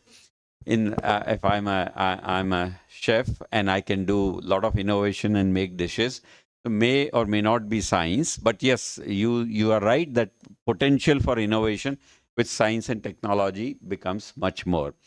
So the answers which I was looking forward to for your competences, I say it as three elements. One of them is the language. Now, language can be an expertise of any graduate from science, technology, commerce, arts, or even without a formal degree, one could be a good expert in the language. They can speak very well, write very well. That can happen. So, language is one attribute which may be good with someone, which may not be good with someone. And most of the programs which we deliver do not do much in terms of improving that unless you are studying language itself. That's a very different thing that they can improve upon certain aspects. So language or communication or whatever you can say, your etiquettes, your public appearance, your behavioral aspects, these are all part of the communication, you can say. It can be good for anyone even without a formal study or a degree. But the other two attributes which I am going to tell you are going to be very strongly for science and technology. The number one is the analytical ability. The kind of courses you do, the kind of activities you do, or kind of reporting or analysis you do, or synthesis you do, helps you develop what you call the analytical abilities. And in today's world, you need that. You need to be an expert on the analytics to make decisions fast, because the decisions are going to be data based. And if data is there, you need to analyze the data. And this ability is directly or indirectly through formulas, through equations, through graphs, through certain studies we keep drawing, and then we draw conclusions from that. We draw inferences from that, and all that we do. And therefore, you'll find that analytical abilities are much more. Of course, we do a lot of courses related to logics, a lot of courses related to mathematics, a lot of things which are there in form of certain series. If something data is becoming long or more over a period of time, how to deal with that. Maybe something more on statistics is also there. All these things put together, our analytical abilities become much better. And therefore, we have an edge compared to a commerce graduate or maybe an arts graduate or any design graduate who might not do all that very nicely. The third thing, which is more important, is the ability to deal with the information technology related elements. An engineer or a scientist or a person from that background does much more of that and continuously gets engaged with the things. So you learn about programming, you learn about systems, you learn about architectures. Again, the logic also comes in there. So many other things which are there from one to another, and which helps you develop that ability. Many of your projects will be related to that. Many of such things will be there. And therefore, these are once again not there in those other graduates. And therefore, you develop, out of the three major skills, you develop two major skills which are in abundance in you compared to anyone else. And therefore, I say that an engineer has much more better potential for success in life, for employability, and for doing multitude of things. You may go to banking, you may become an entrepreneur, you may become a cricketer, you may become a politician. You probably see these days, right from Delhi to, let's say, Bihar, you'll see politicians are typically from engineering or science background. So basically, you become more able because of these things. And therefore, my suggestion to you is have a self-belief that you have chosen a right path. You have come to a right stream, and you are belonging to that stream where everything is getting combined. Okay, as I said, the materials technology, the bio things, the computer science things. And when you go to the nano and nanoscience, once again, nanotechnology, the terms are being used interchangeably. Everything in manufacturing today is typically in that direction, that it's becoming small, or because it takes less power, it takes less material, it makes the cost less, it makes the functionality very different, so on and so forth. Therefore, you'll find that and these things really help you go further. So that's one thing which I wanted to convey to all the graduates here, or the would-be graduates here. The other thing, and by the way, this is a rule, unwritten rule in my family, not for now, probably for 50, 40, 50 years. Whatever one may decide to do in their career, in their plan, in their mind, is fine. But up to 11th or 12th, whatever was the stage at that time, it is compulsory for everyone to have this science as a background, maths as a background, because it gives you that strength to analyze and do things differently. After that, a lot of people have become lawyers or chartered accountants or whatever they wish to do, and they have done so. But fundamentally, it was required that the science should be taught and integrated. All right. The other thing which I wanted to tell you is we are living in an age which is called as a what you call age of knowledge, or era of knowledge, or century of knowledge, or maybe again the same thing can be said for the data. Data is the new oil and all that. People keep saying that. Data means data is very valuable, very easily sellable, or something which can really yield gold or maybe money out of it. And that's why it's data is the new oil, is what we say. But and you know that in most cases, whatever you do, you keep generating data. Okay, whichever form you fill, whichever way place you register, whatever you listen and do, results in something called data. So data becomes very important. But from data, there are several stages which we have to understand. And that's where the little bit of shift is required from the engineering or the science side. I'll take you to the end to explain that. So data leads to information, which you agree. Information can be something has happened, something has not happened, something is present, something is not present, something like that you can do. And information, once again, we say what I said for the data is true for the information also, and possibly for the knowledge domain also, you can say. So data leads to information, and information possibly will lead to what you call intelligence, that you can extract something. Okay, if I sell this product at this price, probably my market value or my business turnover will be better, or my profit cycle will improve, or something else will happen. So you draw some intelligence out of that. I put my arms or army here, I'll be more safer rather than putting it here and there. Various things of intelligence are there. So that leads to intelligence. So data, information, and from there you get the intelligence. And from intelligence, if you have to go further, there are three more stages. One of them, according to me, would be what you call wisdom. Wisdom is something foresight, maybe partly an intuition. Intuition may be very short term generally, so I don't use the term intuition. Wisdom. Wisdom is a foresight, that what might happen in the future, what steps you have to take. So from intelligence, collective intelligence, so many people sitting together in a meeting, they say, okay, 10 years down the line, this will happen, that will happen. Let's plan for this. this might be the challenge. So SDGs are a challenge. A lot of people sat together and trying to find an answer, and they've given certain directions for that. So if you can develop wisdom, you can be a winner. When you can have foresight, and most of the dynamic leaders, they think much ahead of time. That's the element which a leadership requires, I would say. And therefore, don't get stuck to your pure knowledge called data or information, which many of us would have.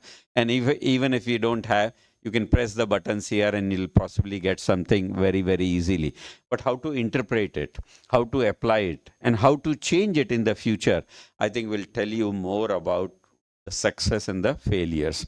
And you see, in most cases, if some countries have progressed, possibly you can say that it is because of the foresight of their leaders. Uprightness and various other things are also required, but the foresight is also required. I may be a very nice person, but I don't have a foresight. I cannot take decisions to tell what to do for next 5 to 10 years.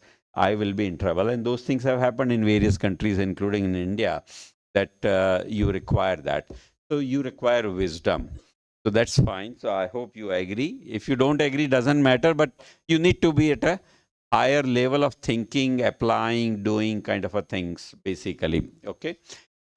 Beyond that, you'll be surprised to know that there are now elements which are called relevance. What you do, is it relevant to you? Is it going to make difference to you? Is it going to be something useful to society? Is what you need to see. And therefore, whatever you do, whatever you study, there should be relevance. While doing engineering, if you're learning music or playing sports, there should be a relevance that this sport will keep me fit, or this sport is where I want to start a new business or improve the technique or something like that is what I can possibly do. There should be a relevance in doing what you are doing. Right now, when you study a course, whatever the name may be, especially during my times, it was like that. We'll go to the class, the new semester is started, the teacher will come, he will name the subject, and then he'll tell these are the course contents, 5 paras, whatever these topics or whatever, and he'll start from the first para, first topic, he'll start explaining something. Now we don't know why this course is being taught to us. How is it relevant? Where would I apply this knowledge? I did a lot of mathematics in my first year and second year, but I hardly knew where this mathematics is going to be applied. And therefore, the relevance was not there. So my suggestion to you is, if in whatever you do in your life, particularly from people like us who are more logical, scientific in approach, data-centric and all, if you are ensuring your relevance, your output will be much better, is my opinion to you. And therefore, relevance is something to be seriously thought about. Relevance is always there, that when you go to eat outside, you know that today I want this food, I want to taste this, I'm going for a trip outside India, I know that I want to see this monument and this place and this and that. So some relevance is there because it's there in your mind.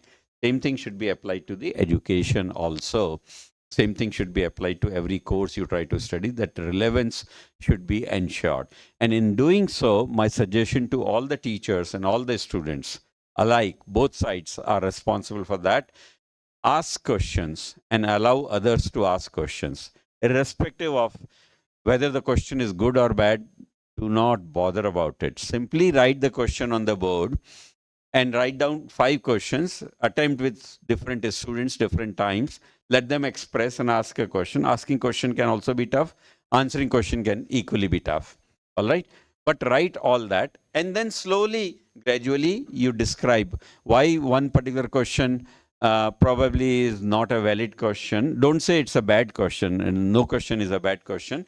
Just say why it's not valid, under what conditions it will not be valid, or whatever, why it is good, under what condition it is good, and so on. So when you know the why, when, how, what, where, for any topic you are studying, doing, researching, you will possibly be much better in terms of relevance. That's something very, very important in my opinion.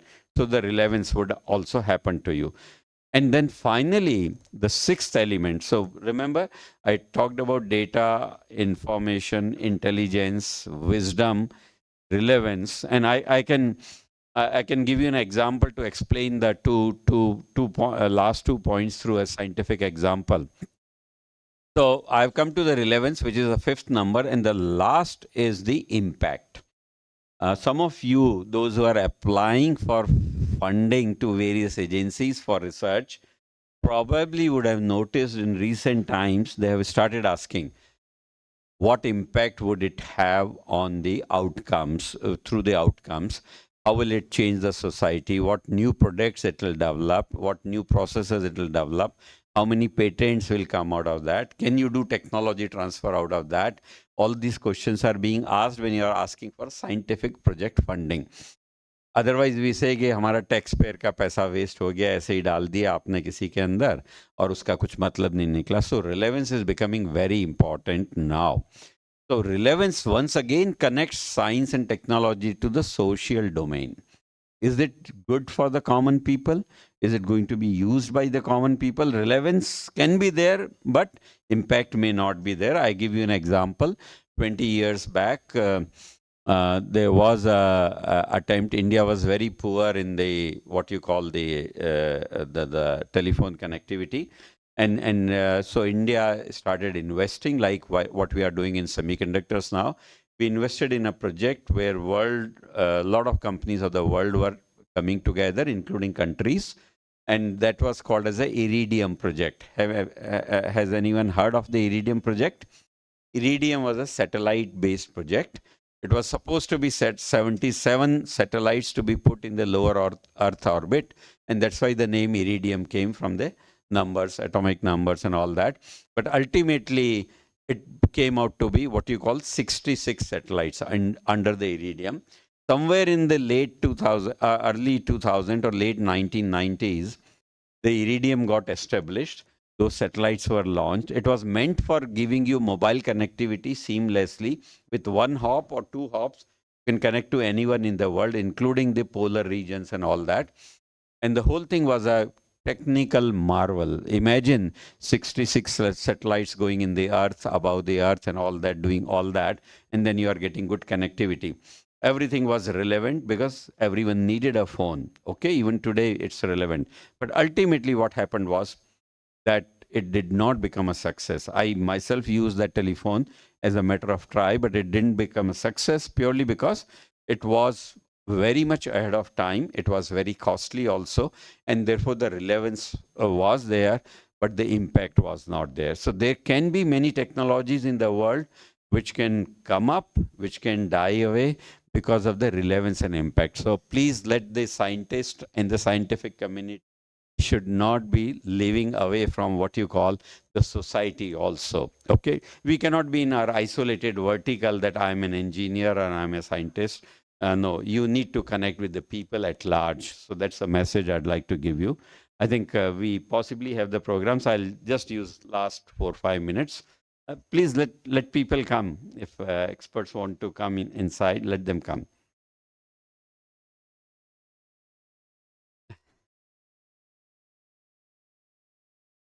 Yes, I'll quickly finish in a couple of minutes.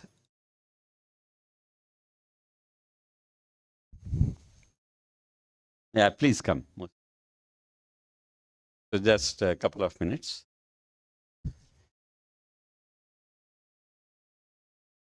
So I would say that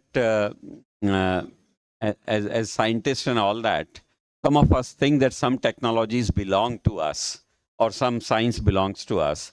This mobile, when it came in late 90s, I thought it's an electronic device. I'm an electronics engineer. But I would say that that was a foolish thought.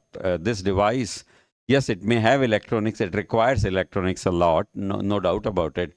But if you see the weight of this mobile, electronics will be much less physical.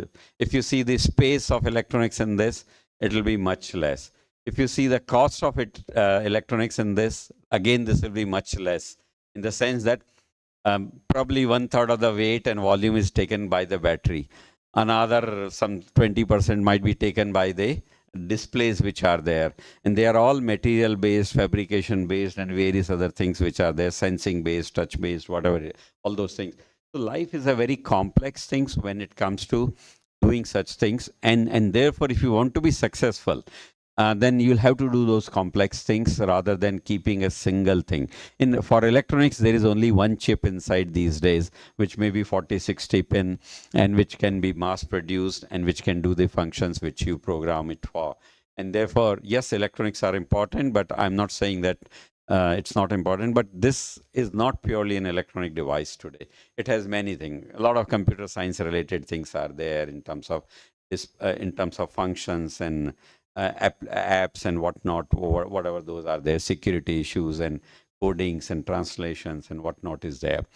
Anyway, so these are examples to tell you that you have to widen your horizons as you go along from science and technology. And one last word, of course, is AI. Do you think AI belongs to science people or technology people, or it belongs to language people, or it belongs to someone else? I would say to everyone. Okay, I'll simply say that AI is going to be a common salt or common element in everything you do in your life. If you have done enough in AI to know about it, it's good. If you are not done enough, it's time that you start doing it. You start learning about it because it will be important for your survival, maybe for your normal work also. And I can only simply give you the positioning of the impact of AI by saying that what happened 100 years back to all of us by development of what you call the machines and the motors and the hydraulics, these things came. And with that, what happened? Life changed significantly. We didn't have to dig holes or remove earth and take something on our head at the top for construction and all that. Everything was mechanized. So what it did, it substituted our physical power. It substituted or helped our physical power, that we can use our physical power for other work rather than doing what we call donkey's job, basically, that just carrying the baggage from here to there. So there are many ways in which it can be done. So it became substitute for our physical power. 100 years down the line now, you can say that our mind was also doing a lot of routine things. A lot of obvious things are being done regularly by us. And again, once again, those are not required. So this has now become, as you can say, the mind power or thinking power, you can call it, rather than the physical power. It has become the power of the mind which has come. And therefore, for routine chores, for routine activities, you don't have to do any such things. You had to apply a lot of time, energy to do that. Imagine a legal case and the verdict has come. Generally, the verdicts are 50, 20, 100 pages which are there. Now, you have to read it, and then you have to do the abstraction to tell your boss that what is there in it, what is right and wrong. It will take a lot of time, and it may be full of mistakes, also depends upon your mood, your these things. But suddenly AI tools can make sure that this mental exercise which you're required to do possibly could be done by the machines. Like 100 years back, the physical power was improved. Now the mental power is improved, is what I can possibly say. And therefore, AI is going to be integrated in everything which you do. Yes, you may be more relaxed. You may be thinking more out of box. You may be doing more innovation. You may be doing things which you like to do. That's fine. But why should you unnecessarily run around reading pages after pages if you are not interested? So AI, for example, can do one thing. You have something as a big book and someone is recommended. Well, I can recommend you. You may think what Professor Sancheti has done is right or wrong. You don't know. But AI can give you a summary. And from that summary, you can probably know whether to go ahead with that or not. So that's the power of AI in terms of assisting you. But I must also on the lighter side say that keep using your mental power, also ability. Don't leave it to the AI, because if you like what has happened is for physical power, we don't do enough physical work. So we go to gyms, the physical gyms, and do the exercise and keep the running and other exercises there. If the same thing happens for the mental power, you'll have to go to mental gyms, which is what we do not want. We certainly need to keep ourselves very alert. and very able and very agile. I think scientific community or technology community is generally very good at it. I'm pretty sure that all of you are going to do wonderfully well for yourself, for your country, for your institutions, for your family and everyone. My best wishes to each one of you for doing whatever you wish to do in your life. I'm sure you'll bring a lot of laurels to all of us. Thank you so much. Once again, my thanks to the ICFAI University, the leadership for this invitation. Namaskar.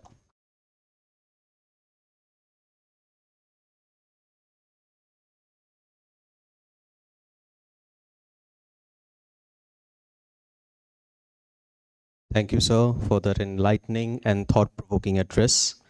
Your insights have provided us with a deeper understanding of the evolving academic and research landscape, inspiring us to strive for innovation and excellence. We sincerely appreciate the time and effort you have taken to share your expertise with us today. Your words will undoubtedly leave a lasting impression, motivating us to push the boundaries of knowledge and collaboration. It is now with immense pleasure I extend a heartfelt welcome to all of our distinguished guests, respected faculty, delegates and participants to the valedictory ceremony of the two-day international conference on futuristic aspects in Science and Engineering 2025, proudly hosted by ICFAI Tech, the ICFAI University, Jaipur. As we gather to mark the conclusion of this remarkable event, let's take a moment to reflect on the wealth of knowledge and stimulating discussions that have taken place in these 2 days. ICFAISE 2025 has served as a vibrant platform for innovative minds to come together, share groundbreaking research, and exchange valuable insights. We are deeply grateful to all the distinguished speakers, presenters, and participants for their invaluable contributions. To begin this session, it is my honor to extend a warm and heartfelt welcome to our esteemed patron of the conference, Professor Dr. H.P. Singh VSM, the Honorable President of the ICFAI University, Jaipur. Sir, we are truly privileged to have you here with us today. We appreciate your presence. It is a privilege to welcome Dr. S.S. Jain, Senior Advisor to the ICFAI University, Jaipur, to this session. I'm also delighted to extend a warm welcome to Dr. R.N.S. Amurthy, Registrar of the ICFAI University, Jaipur. I'm pleased to welcome Dr. Archana Rathore, Dean, IBS, Dr. Shiv Kumar, Dean, Research, the ICFAI University, Jaipur, Dr. Ganesh N. Sharma, Principal, the ICFAI School of Pharmaceutical Sciences, Dr. N.D. Jasuja, Joint Registrar, Dr. Pratima Soni, Associate Dean, the ICFAI School of Law, and Mr. S.D. Bhaktani, Chief Finance and Accounts Officer, the ICFAI University, Jaipur. As a gesture of our deep appreciation and respect, we now have the honor of presenting floral welcome to our esteemed guests. The small yet heartfelt gesture symbolizes our gratitude for their presence and contributions to ICFAISE 2025. Their support, insights, and leadership continue to inspire and enrich our academic and research community. I invite Professor A.K. Saini Sir, Conference Chair and Director, ICFAI Tech, to present a bouquet to our esteemed patron of the conference, Professor Dr. H.P. Singh VSM, Honorable President of the ICFAI University, Jaipur. Now I invite Sir to present a bouquet to Dr. S.S. Jain, Senior Advisor to the ICFAI University, Jaipur.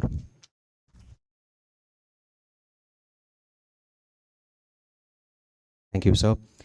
It is now my distinct honor to invite Dr. Subhash Sharma, Executive Chair of the conference, to the stage. A driving force behind this conference, Dr. Sharma has played an integral role in shaping ICFAISE 2025 since its inception. Dr. Sharma will present a comprehensive report offering an insightful summary of the key highlights and significant moments from the past 2 days of this enlightening conference. His report will provide a valuable reflection on the impactful discussions, groundbreaking research presentations, and dynamic exchanges that have taken place. Dr. Sharma, over to you. Thank you, Mr. Datta. Good afternoon, ladies and gentlemen. Honorable dignitaries on the dais, of the dais, eminent speakers, participants, faculty colleagues, students, and my vibrant team of student volunteers. I'm here to present a brief report of the two-day international conference on the futuristic aspects in science and engineering. Ladies and gentlemen, the International Conference on Futuristic Aspects in Science and Engineering was a grand academic event that brought together researchers, scholars, and professionals from various fields of science and engineering. The conference served as a platform for intellectual discussions, knowledge sharing, and the presentation of innovative research. With the world rapidly evolving in terms of technology, the conference provided a platform for experts to explore cutting-edge research and its potential impacts on the future. Years, the conference was inaugurated by Professor Dr. H.P. Singh, VSM, Honorable President of the University, who graced as the chief guest, and in his address, Professor Singh emphasized the importance of futuristic technologies, interdisciplinary research, and scientific advancement that shape the modern world. Apart from Professor Singh, the inaugural ceremony was witnessed by Dr. S.S. Jain, Senior Advisor of the University, Dr. Mahesh Bundele, Principal and Director, Purnima College of Engineering, Dr. R. Nesamurthy, Registrar of the University, Conference Chair, Professor Dr. A.K. Seni, administrative staff, HODs, researchers, academicians, students from various universities and colleges. In totality, 190 research papers were presented. As I stated yesterday also, that we have received an overwhelming response. In totality, 355 plus research papers were received, out of which 244 based on the reviewers' feedback on quality, they were allowed to present online and offline. These papers covered a wide array of futuristic topics related to theme.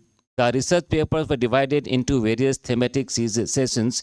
Each session comprised a blend of oral presentation and invited talk by an eminent expert from the academia and industry to give a bigger picture on the theme aimed at fostering collaboration and innovation. More than 60 students' poster presentations were displayed, showcased the innovative research being conducted by the next generation of scientists and engineers. The student poster ranged across various domains. These posters provided students with the opportunity to present their research findings to experts and engage in valuable feedback sessions. The student presentations were particularly praised for their creativity, depth of research, and potential real-world applications. In addition to the paper presentations and poster displays, the conference also featured interactive invited talks to provide participants with practical knowledge that they could immediately apply in their future research and professional endeavors. The International Conference on Futuristic Aspects in Science and Engineering was a resounding success. It showcased a wide range of forward-thinking research and fostered collaboration across multiple disciplines. The exchange of ideas between seasoned professionals and emerging researchers was a testament to the conference's role in shaping the future of science and engineering. It is expected that the connections made and knowledge shared at the event will continue to influence the direction of scientific and technological advancement in the coming years. And of course, this valedictory session is being witnessed by all of us. So you are all very much aware what the experts and the keynote address in which he displayed the best of his bestaments, and we all have already witnessed. Thank you. Thank you from my side. Over to you, Mr. Datta.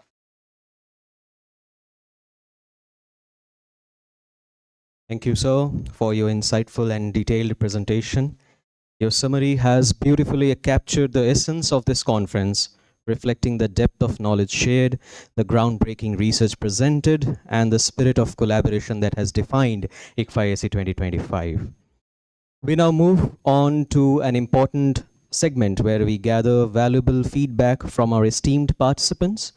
Your insights and suggestions are invaluable in helping us refine and enhance the quality and impact of our future conference.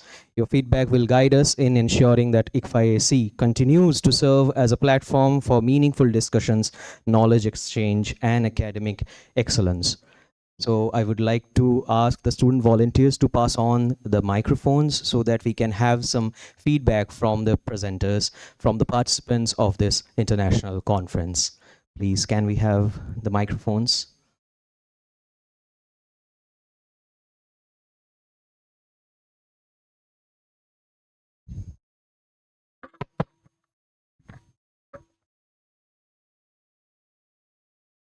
Good afternoon, everyone. My name is Shaista Fatima.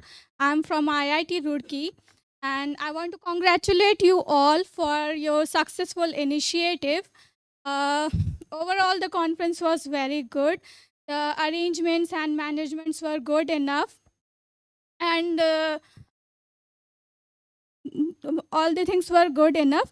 But what I feel is the topic of or the theme of the conference was very broad, which should be precise next time onwards, and inviting professors from different IITs and IITs will add more value. And also, one important suggestion is to guide your students and externals as well to how to make a poster. Poster should be some visual or concise and pictorial rather than filled with more of the text. And that's it. That's it from my side. Overall, it was so good. And thank you. Thank you so much. Thank you. Anybody else, please? We'll certainly keep these suggestions in mind. And if I can have, yes, please. Okay, good evening, everyone. I'm Professor Kaleem from Galguti, and I have been from Pravesh sir, and it was really nice.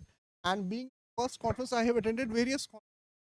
It was a lovely pleasure, right from the hospitality, the session management, from the offline to online, everything was there. Jot on the paper, jot on the time, and managing everything. Directory.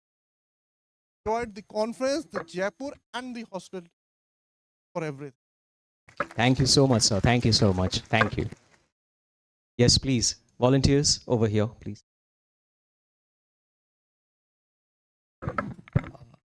Myself, Dr. Ravi Prakash Verma, and I have attended many conferences. Okay. And what unique feature which I found over here is really worth complimenting is that I never felt that I am outside my institution or I am outside my town. So this is a wonderful, conducive environment which you people have provided. And I'm really thankful to the organizers, the organizing team, the student volunteers. You people are very humble and up to the mark, first of all. Thank you so much, sir. Yeah. That And you know, one of the most challenges which the participant face when they travel and they come to your place for presenting a paper or delivering an invited talk means they feel that something is missing. And that missing portion was the personal touch, which every faculty, whether they are directly involved or they are indirectly involved, they have given to us. I'm really thankful for that. Thank you so much, sir. Can we also have some feedback from the students, please? Students? Okay. We have also shared a link to a Google form, I guess, feedback form. So I would also request everybody to please fill it up. With that, we move on to the next segment, the moment we have all been eagerly anticipating. It is with great excitement that I announce the winners of the Best Paper Award, a recognition of outstanding research contributions that have enriched this conference. I request all the dignitaries on stage to kindly felicitate the winners of best paper presented in different sessions. So overall, we have had 11 tracks, offline tracks of best paper presentations and 2 tracks of poster presentations. So from track 1, paper ID 182, Rajesh Sunamia, the title of his paper was Fractal Dimension Features Based EEG Signal Classification Model for Ellipse in Working Task. Please put your hands together for Rajesh Sunamia.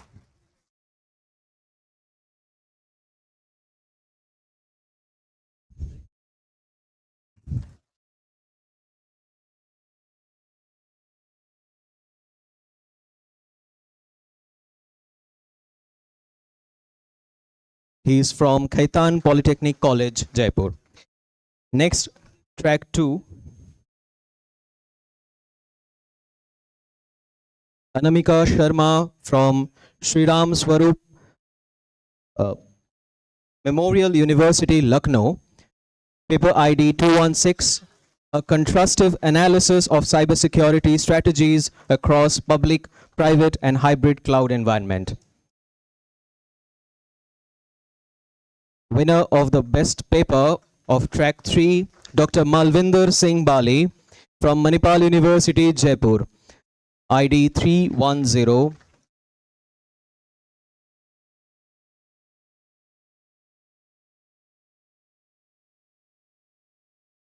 Dr. Malvinder Singh Bali, the title of his paper was Phase Estimation and the HHL Algorithm in Quantum Computing, a comparative and application-focused analysis. Dr. Malvinder Singh Bali from Manipal University, Jaipur. From the 4th track, Professor Abdul Aleem from Galgotia University, Greater Noida. Professor Abdul Aleem from Galgotia University, Greater Noida. The title of his paper was Brain Tumor Detection Using Image Segmentation Through Adaptive K-means Algorithm. Dr. Abdul Aleem.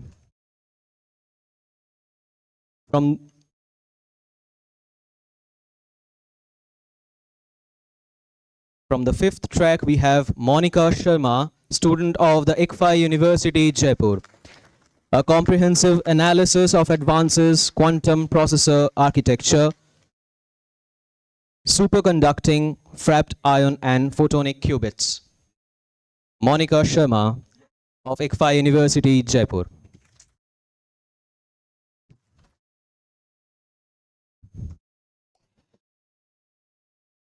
From the 6th track, we have Dipali Sharma from Banasthali Vidyapith, Rajasthan. The title of her paper was An Inventory Model for Perishable Item with Exponential Demand Under Learning Effect, a Fuzzy Approach. Dipali Sharma from Banasthali Vidyapith, Rajasthan.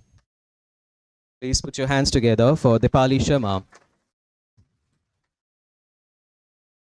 Moving on to the next track, Dr. Prerna from Uttar Pradesh State Institute of Forensic Sciences, Lucknow. The title of her paper was A Comprehensive Review for Sustainable and Efficient Agriculture, One IoT-Enabled Smart Irrigation.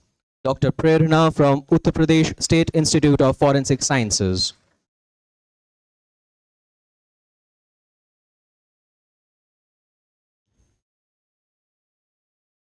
Next track, Dr. Harsh Namdev Bhor from KJ Somaya Institute of Technology, Sion, Mumbai. We have Dr. Harsh Namdev. Okay, moving on to the next track, Mr. Gaurav Kumar from Sharda University, Greater Noida. The title of his paper was Assessing E-Waste Concrete Durability Under Combined Loading Using EMI Technique. From the next track, we have Vikash Mishra from Galgotia University, Noida. Can we have Vikash Mishra, please? Vikash Mishra, the title of his paper was Utilizing Remote Sensing and Mask RCNN Techniques for Water Extraction from Satellite Imagery. Vikash Mishra from Galgotia University, Greater Noida. From the 11th and the last track of paper presentations, we have Tarun Khandelwal, student, the ICFAI University, Jaipur. Tarun Khandelwal. The title of his paper was Fusion Form Model for Converting Half Body Image to Full Body Image. Tarun Khandelwal from ICFAI University, Jaipur. We also have conducted 10 more online sessions where we have felicitated the best paper, winners of the best paper awards. Now we have the 2 tracks of poster presentations. Atre Ghoshal from Manipal University, Jaipur. Infinity Calendar. Poster ID PI 215, Atre Ghoshal from Manipal University, Jaipur. Next we have Salman Ahmed, IIT from IIT Roorkee. Development of self-healable conductive hydrogel based on modified ketosine for human-machine interface application. Salman Ahmed from IIT Roorkee.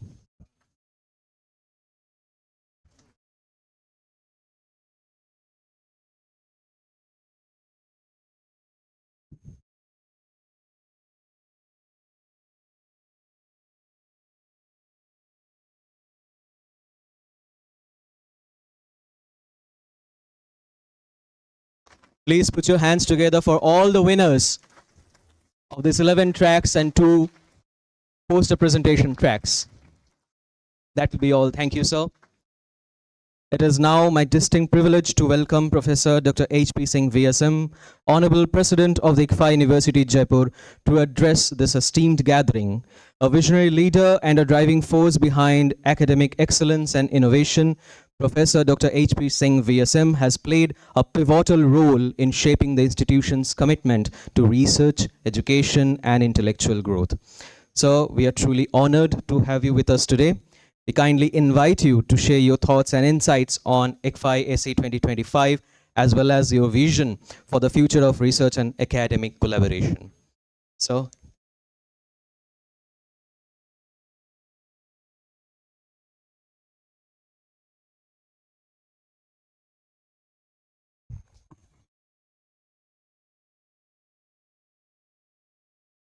Professor Sancheti, the